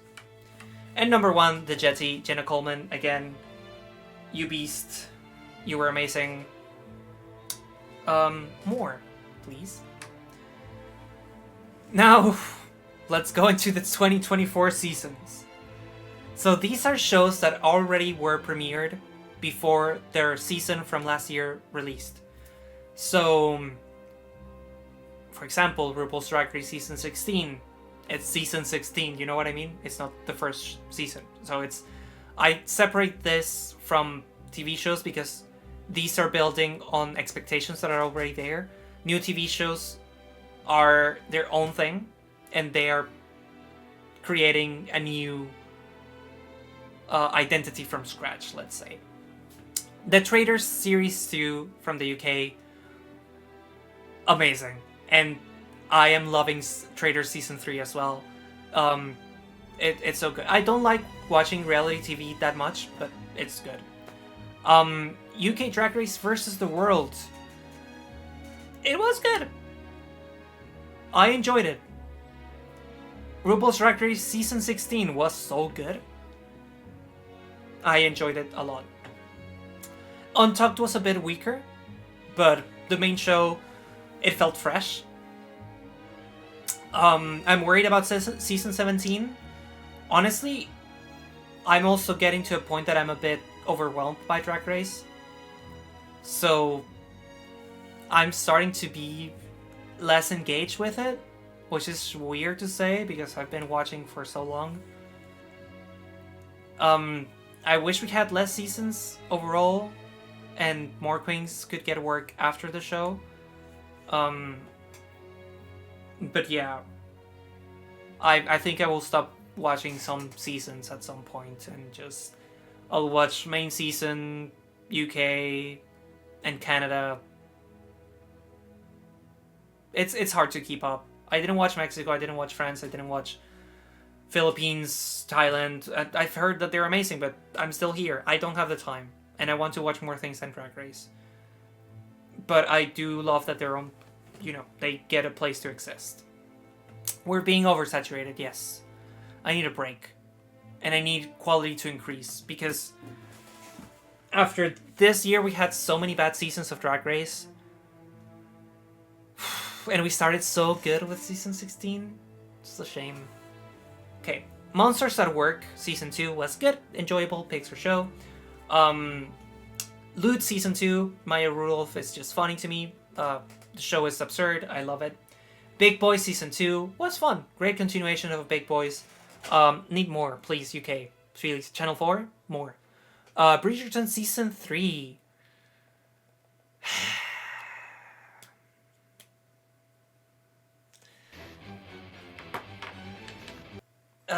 Did not like it. It was well acted, but it's Bridgerton.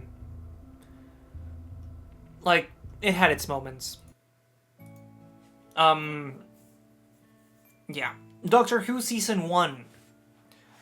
Good. It was good. It wasn't great. I expected more. Maybe that's on me.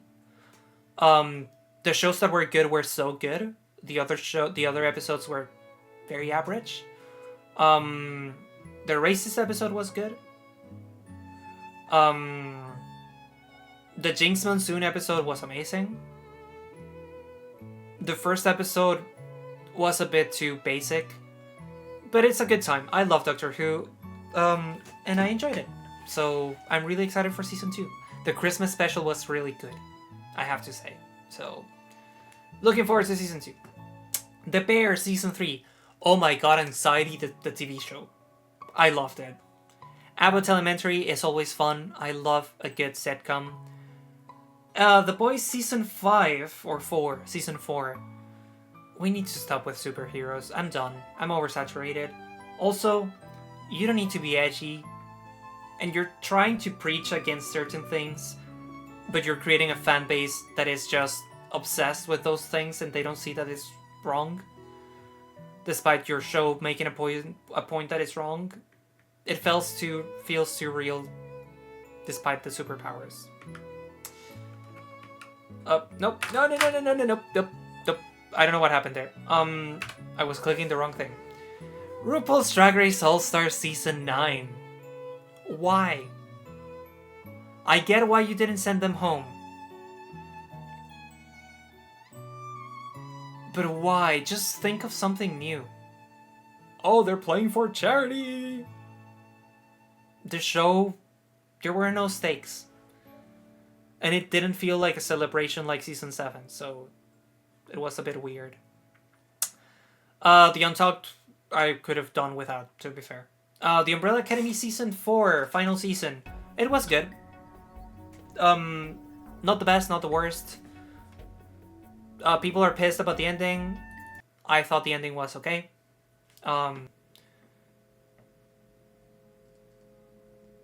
Yeah. I'm happy with Angeria winning, to be fair. I adore Angeria. But Roxy was also very good. But apparently there was drama behind the scenes, and Angeria was the least problematic.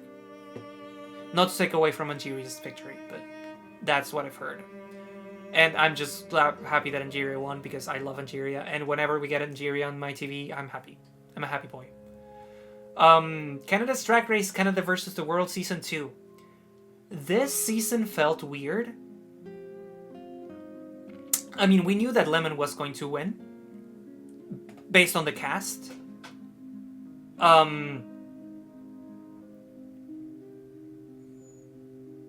It was okay. It had its moments.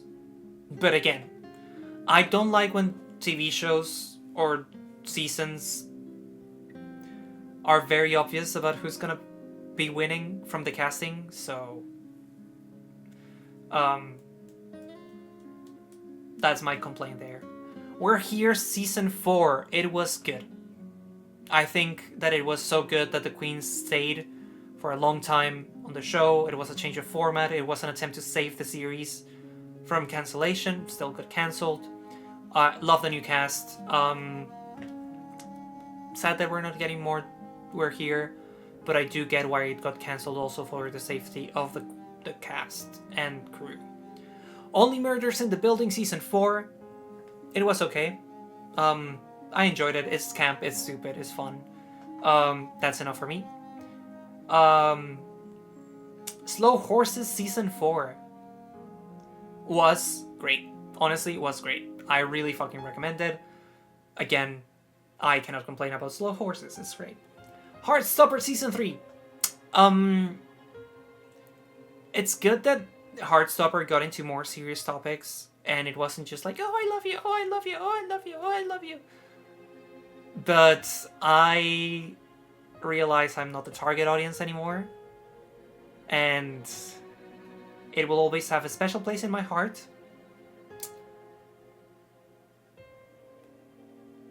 Yeah. So I don't know. It was good. Nothing too special for me. Drag Race Down Under. It was interesting seeing Michelle be the judge.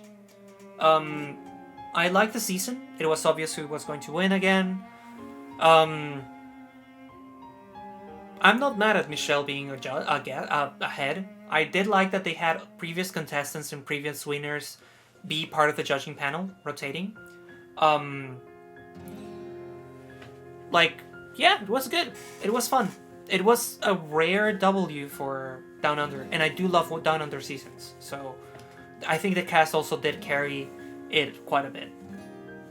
The Diplomat season 2 was fun, campy, and interesting. The final scene is so stupid. I loved it. Finally, Arcane season 2. I love Arcane. Need I say more? Industry season 3. It feels like the budget got slashed. It feels like they needed to close storylines. And it feels like season 4, if it gets made, is going to be in New York. And it's going to follow 2 or 3 out of the characters. It's a weird season. But yeah, it's there. Drag Race UK season 6 was very good. The only thing that I do not like about season 6 is that it was so fucking obvious who the top 2 was going to be. And that, to me, it kills it. Like, I want more competition. I want to be... I don't want to expect who's gonna win.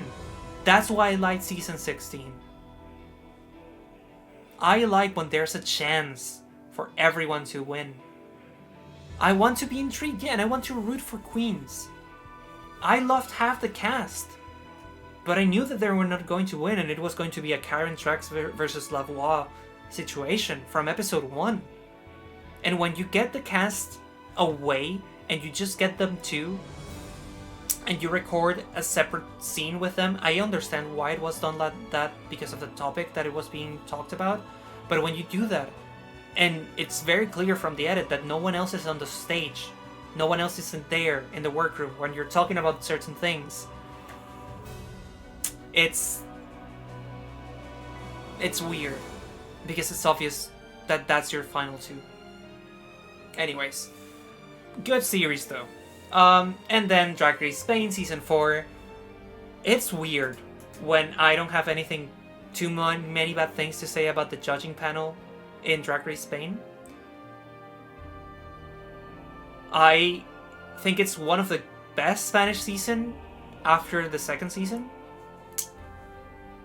Has an amazing cast, with one exception. I did not enjoy the fighting. I did not enjoy bad vibes. I see why the winner won, but I was not on her side. And honestly, we need to start making some psych evaluations in Spanish television before we put some people on screen. I'll just keep it at that. Also, Viva Venezuela, coño. Oh, I should have deleted this. It's always scuffed. You know that the 2024 needs to have a scuffed. Okay, so let's just run, because I know that we've been talking about this for an hour. Let's run about the TV seasons of the year. And number 5 of the worst ones is Drag Race All-Stars 9. Why? It didn't feel like it had any stakes. I was bored. And I only watched it because I wanted to see some of my favorite queens compete. But aside from that, I could have logged off at any point. Bridgerton is my 4th worst season of the year.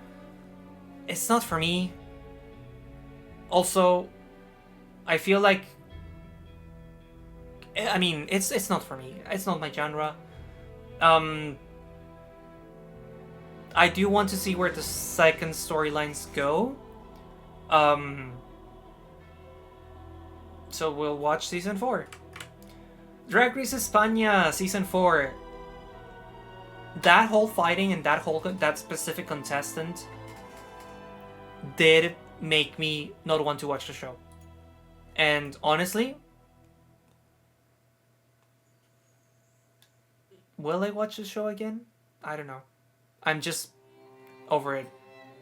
Despite that, it had so many great TV moments. It had so many talented queens and performers, and it had an amazing cast. However, one bad apple can destroy the perception of the show, and it can make it not enjoyable. And the xenophobia is showing, my darling. Just because they don't want to fuck you doesn't mean that you need to hate them. Allegedly. Industry. It's weird how you ended the series, or created this third season.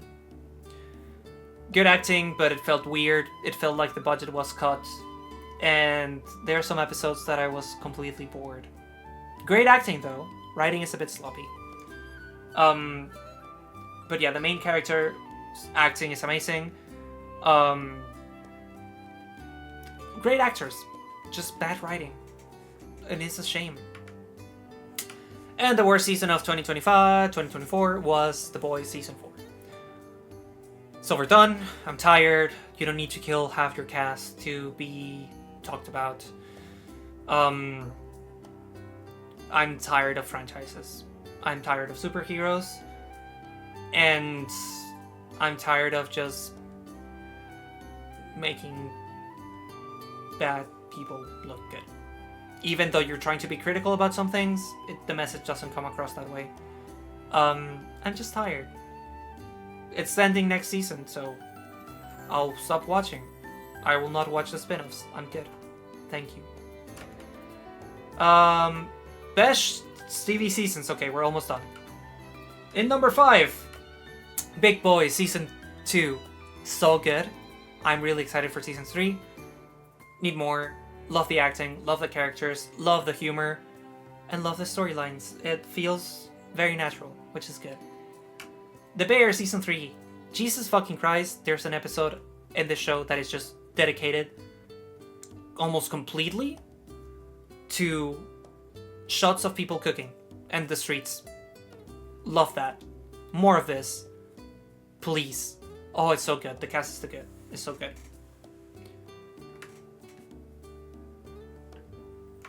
Yeah, no, Cider, I know, but that's just my opinion. Slow Horses. Oh my god, so fucking good. I cannot wait for season 5. I don't even know what I'm talking about anymore. I enjoyed it a lot. Need more. The Trader Season 2. Honestly, amazing cast. Amazing final scenes. Great Trader. Great mom and son duo. Icons. And Arcane, number 1, of course. Who's surprised? I love Arcane. I love League of Legends. I need more. Riot, release more. And that's TV shows. We still need to go through gaming and streams, which is the shorter part of the stream. So we're getting towards the end. This song is so good. I'm gonna take a break in a second. I need my throat. I've been talking so much, my throat is starting to hurt a bit. And I cannot rely on gameplay to carry me through this. So I am gonna get a break in a second, get some water, stretch my legs, and we'll be right back for the final part of the stream, where we go over my gaming trends and favorite games of the year. I didn't play that much, but there's still some interesting things. And also a look towards what's coming this year on the stream, which is gonna be fun. Banjo-Tooie number 1. Fuck Banjo-Tooie. Banjo-Kazooie, however. I fuck with Banjo-Kazooie. I don't fuck with Banjo-Tooie. I'm exhausted after Banjo-Tooie. I'm still exhausted after that now. It was hard. Anyways, enjoy the music. I'll be right back in 4 to 5 minutes. Get some rest, stretch your legs, get something to snack on. I should. I'm having dinner just after the stream. We have a hard cap of 9 p.m. So that's in 50 minutes. So we'll be right back. Honestly, what an amazing song.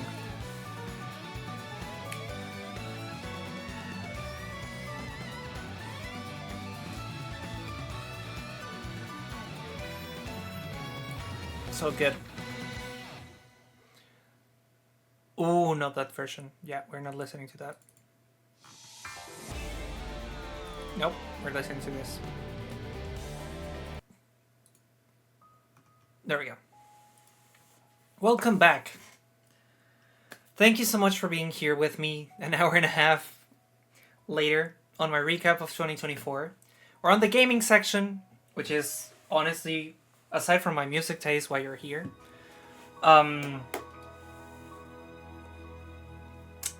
Let me just be frank with you.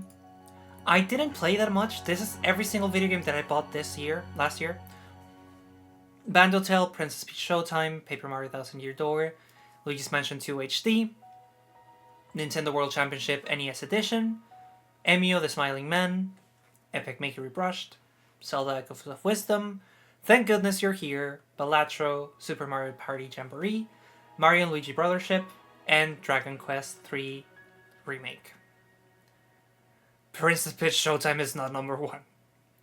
Out of these games, I actually played, I booted up only these. Out of these games, I actually finished these 4. If you can count finishing Balatro as just finishing a run. And out of these 4, I only completed 3. It is my lowest playing and completing new games year in a while. It comes down to me not playing the Switch that often this year, aside from streams, with some exceptions. So here's my top 5, based on that information. In number 5 is Bando Tale. This game is only here because I needed to put something on number 5 that I've played this year that is new. It's okay. I enjoyed it a bit. It has some whimsy, but it's not the best. Echoes of Wisdom is good, but not that good. I'm 100%ing it in my personal time, if I have time to do it. It's a 3 out of 5 for me. It's nice that Zelda has its own her own adventure. I wish some of things were different. In terms of UI, in terms of story, in terms of puzzle solving. I am bored. And I'm only 100%ing it, so I don't have to play it again. Or 100% it again. Number 3 is Thank Goodness You're Here. This game is so stupid and fun. And I love showing this game to people who have not played it before. Because it has the most British humor. It's funny, it's clever, it's witty, it's absurd. I loved it. In number 2 is Balatro. I am obsessed. And yes, we will be playing this on stream. I love it. It's great. And number 1 is Paper Mario Thousand Year Door. Is it a new game? Technically it is. Is it my favorite game? It still is. I love this game with a passion. I 100%ed it. I played it a lot this year. Honestly, there's nothing bad that I can say about it. It's a perfect remake. I like it more than the original. Which is hard to believe. But it has so much polish, attention to detail. It has 2 extra super bosses. It gives you a reward for 100%ing. It's good. It's just good and very nostalgic, so of course it is number 1. Other games that I played this year,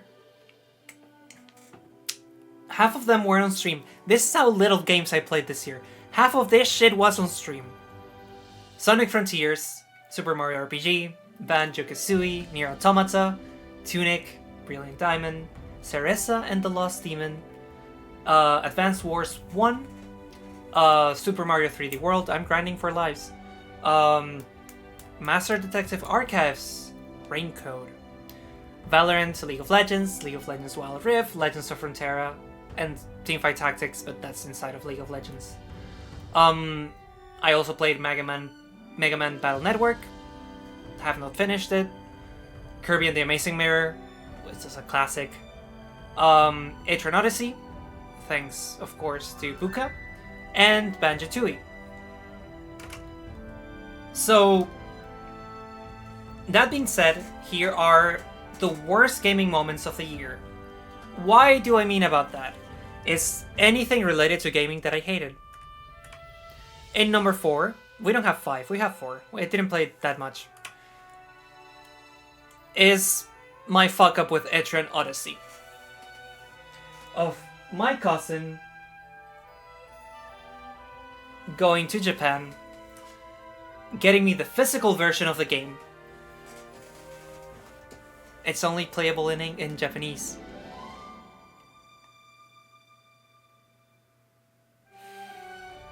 So I had to buy it again.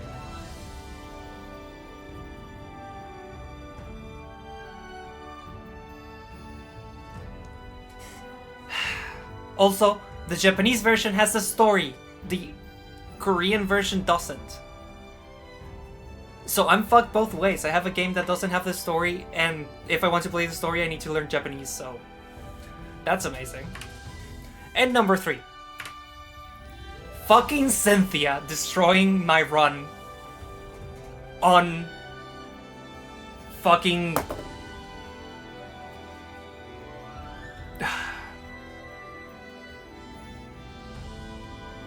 Isn't that the remake, Buka? What are the remakes? I'm still confused. Like, that's the thing. I'm so confused. Oh, they're only on the DS? I'm talking about the Switch games.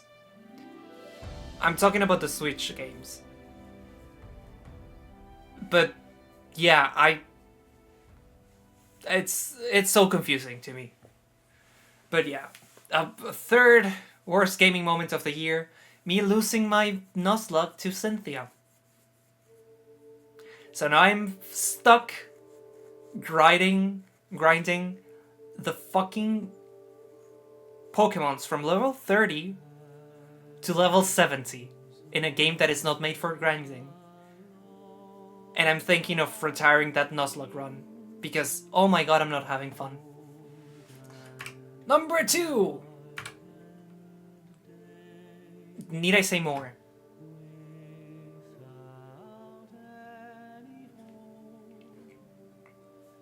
Need I say more?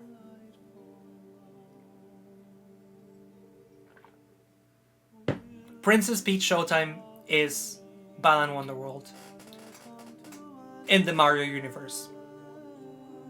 It plays clunky, it has no charm, the only good thing is Peach transforming, it has 2 good power-ups, the rest are shit, the level design is bad, the final boss is extremely epic, but extremely stupid and easy to beat. So, 100% in Princess Peach Showtime, never playing that shit again. Should we play Balan Wonderworld? And number 1 is the shooting mechanics in Banjo-Tooie. Not the whole game, just the fucking shooting mechanics in the final boss. When I tell you that I had to play down how frustrated I was on stream, I did not like... I did not like playing Banjo-Tooie. The shooting sections was so bad. I'm sorry. The game I don't know what the game was trying to be. I get that it's a classic, but Banjo-Kazooie was so much better. Gruntilda not rhyming was disappointing. The controls for the shooting were just bad. And why was that boss fight so difficult for no reason? Like, the fuck? I get, oh, you didn't use the cheats? Fair enough, okay, but I just want it out. I want it to be out. And yes, I cheated, I don't care. It was frustrating. And honestly, kind of tainted my opinion of the Banjo-Kazooie IP. But despite that, it had its moments. But yeah. Twitch in 2024! So this is what happened last year. We released 3 emotes. TMR Cheers, TMR Evil, and TMR Love. All made by the amazing Firefly sonic.png on Instagram. They are amazing, honestly. And this is just the beginning. We're getting new emotes. We're getting new channel badges. We're getting new things. Just give me time. We're working. We're cooking. Streams of 2024. We played Sonic Frontier, Super Mario RPG, Banjo-Kazooie, Nier Automata, Tunic, Princess Peach Showtime, Pokemon Brilliant Diamond, Kirby and the Amazing Mirror, Banjo-Tooie, Etrian Odyssey, and Stardew Valley. So, which were my favorite games to stream? In number 5, Sonic Frontiers. Great Sonic game, had a lot of fun. Great way to start the year as well. Weird final boss. Why was that there? Also, the scuff of this game was still fun, so great. Also, this song is way too intense.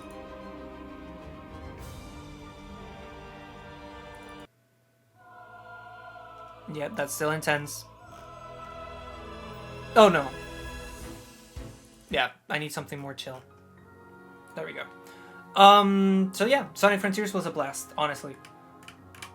Amazing. Kirby and the Amazing Mirror for being a 2.5 streams. It was fun. It's a game that I know. It was a blast playing Kirby on stream for the first time. I'm down for more Kirby, honestly. It's just fun. And it's easy. And I think I had the best just chatting with you guys and people coming in. So yeah, we're definitely going to do more Kirby this year, I think. Maybe? We'll see. Number 3 is Stardew Valley. Yes, the game that I streamed 2 times last year, and we're continuing, is fun to play. I love how involved you guys are in the chat when I'm playing. I love how it's a stream of consciousness, and the stakes are so minimal. We're just having fun. I really like that. Number 2, Banjo-Kazooie. Despite Banjo-Tooie, it was still a fun time, and it's a great way of restarting the year and me playing a Nintendo 64 classic. It was nice. I want to do more nostalgic games like this that I haven't played and that are interesting. We'll see what we get. And in number 1, it's Nier Automata. A casual suggestion that hooked me, and it took me months to beat. But it was nice. It was nice. I enjoyed playing it. I enjoyed the story. I enjoyed a bit of everything, honestly. And I cannot wait till I buy Nier Replicant and we play that on stream at some point. Also, sorry, I need to get something in my stomach. And here is my favorite clip of the year, clipped by Buka.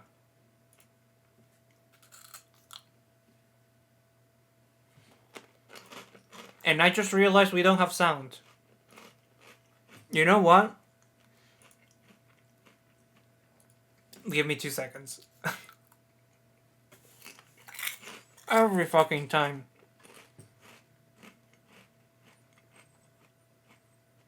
Okay, I think this is a clip. Yeah. Okay. I think this is the clip. 2 seconds, chat. 2 seconds. Let me cook. There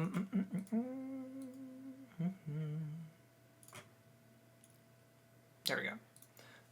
Let me just turn on the volume for this. There we go. Okay.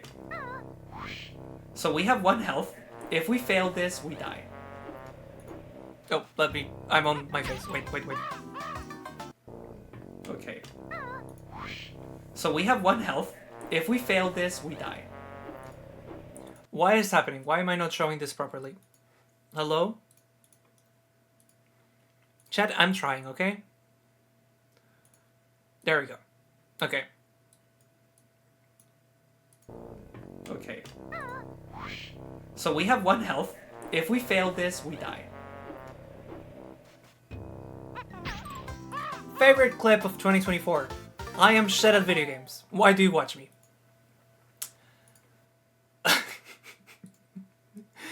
All of that for that shit. Thank you, Buka, for clipping that amazing moment that I'm extremely proud of. And here is what's going to come this year. We're gonna be playing Octopath Traveler, The Forgotten Child. Stardew Valley, we're continuing that. I'm really excited for Sunday's stream. Super Mario 3D World and Bowser's Fury. I need to finish the post-game on that game. Convergence, I promised that in 2023. I want to play it just because it's short, it's sweet. Pokemon Scarlet, we need to do the DLC. So we will be playing that. Super Mario Jamboree, Super Mario Party Jamboree, we will be playing that as well. The Plucky Squire is releasing physically in February, and we will be playing that on stream as well. I want to play Ratchet and Clank. I've never played Ratchet and Clank. I've never seen the movie, but I've seen other people play the original games. Could be down to play that. Super Metroid, and Super Mario 64, and more games, of course.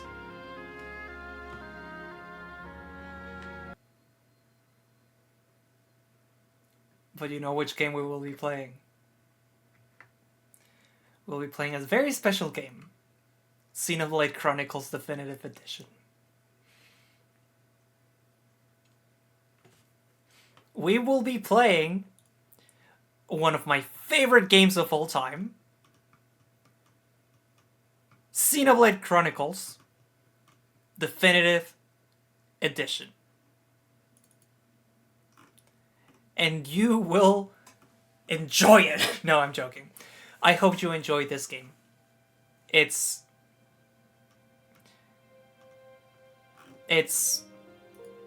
an amazing game, an amazing series, and I really want to share one of my biggest things that I love with you guys. So, yeah, we will be playing Xenoblade, and I hope you enjoy it. And Doki Doki might be played. I need to talk to Harry about that. We might do it. I'm down for Doki Doki as long as I'm not the one playing. Just because I know what's happening. There's hope on the rise. There's always hope. And with that, chat, that's my rewind. Do you have any questions? Is there anything that surprised you?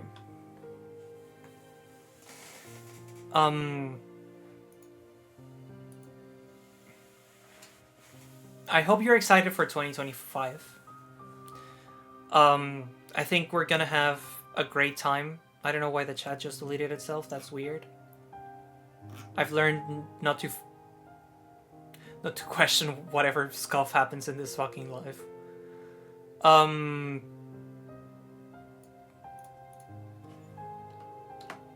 But yeah.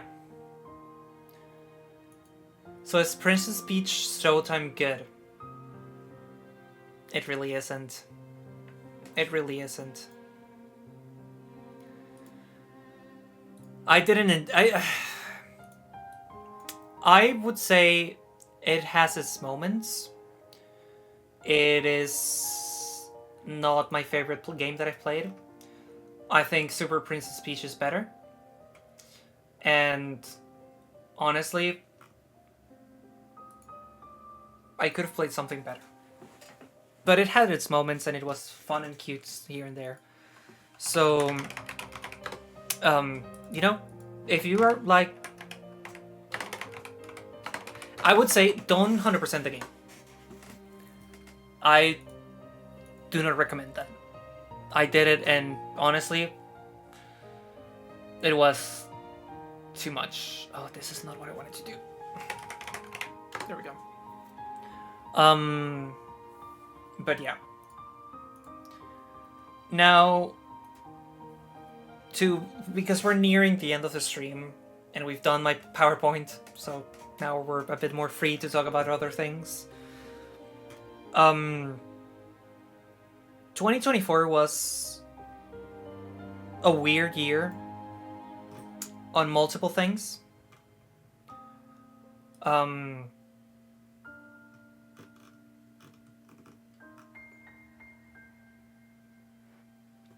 It really was interesting, let's say that.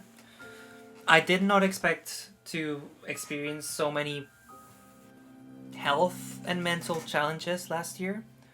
I'm doing good, in theory. Like, it wasn't the worst, but it did put a lot of things into perspective. And being in pain for that long amount of time was not great.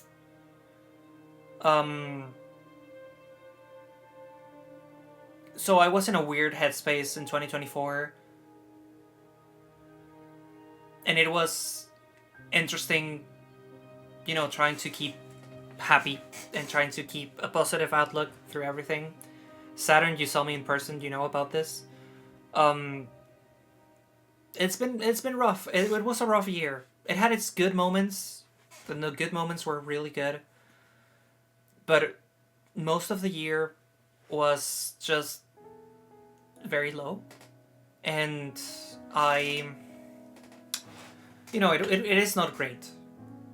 Not being at your 100%, not even your 25% sometimes. Even moving away from streams.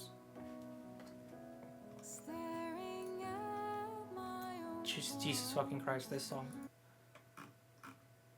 Not trying to be nostalgic with that. Or just dramatic.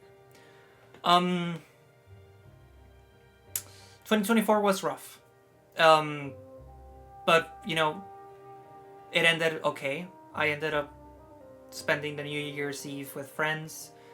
With a friend and her family. And it was so nice because I had not seen her family in 10 years.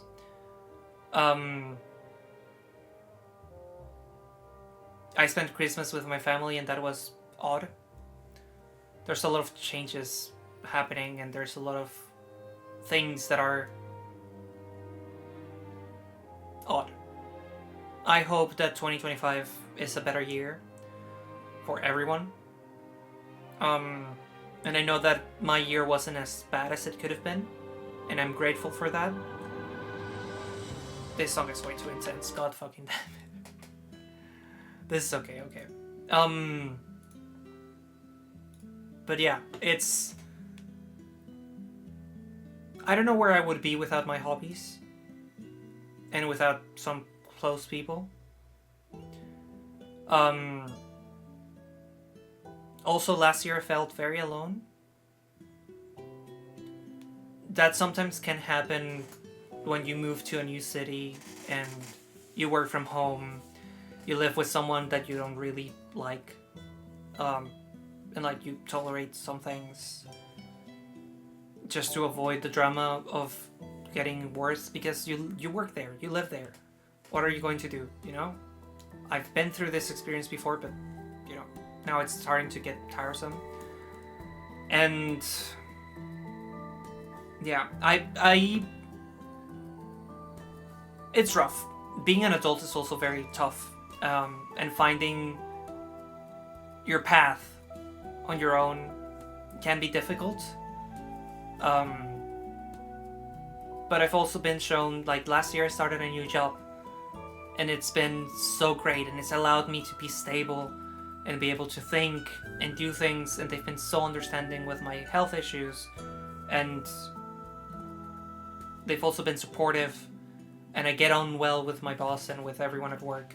Like, I really like it, and that came out of nowhere. And I was not expecting that. And without that, honestly, I don't know where I would be today. But in general, what I will say is be kind to each other. Be there for each other. And, when shit gets difficult, ask for help. And also wounds, especially big ones, both physical and mental, take time to heal. And you need to allow yourself to take that time and not rush through it. Because your body and your mind will bring the bill. And say, hey, you haven't paid this. And you'll be like, oh, well, I'm short on money. They'll be like, okay, I'll have your kidney, you know? It's difficult. And take care of yourself. That's how I'm taking 2025. We're making improvements, we're working on ourselves, we're working on new things. I'm focusing on my hobbies and my passion project as well. Jesus fucking Christ, what is this song?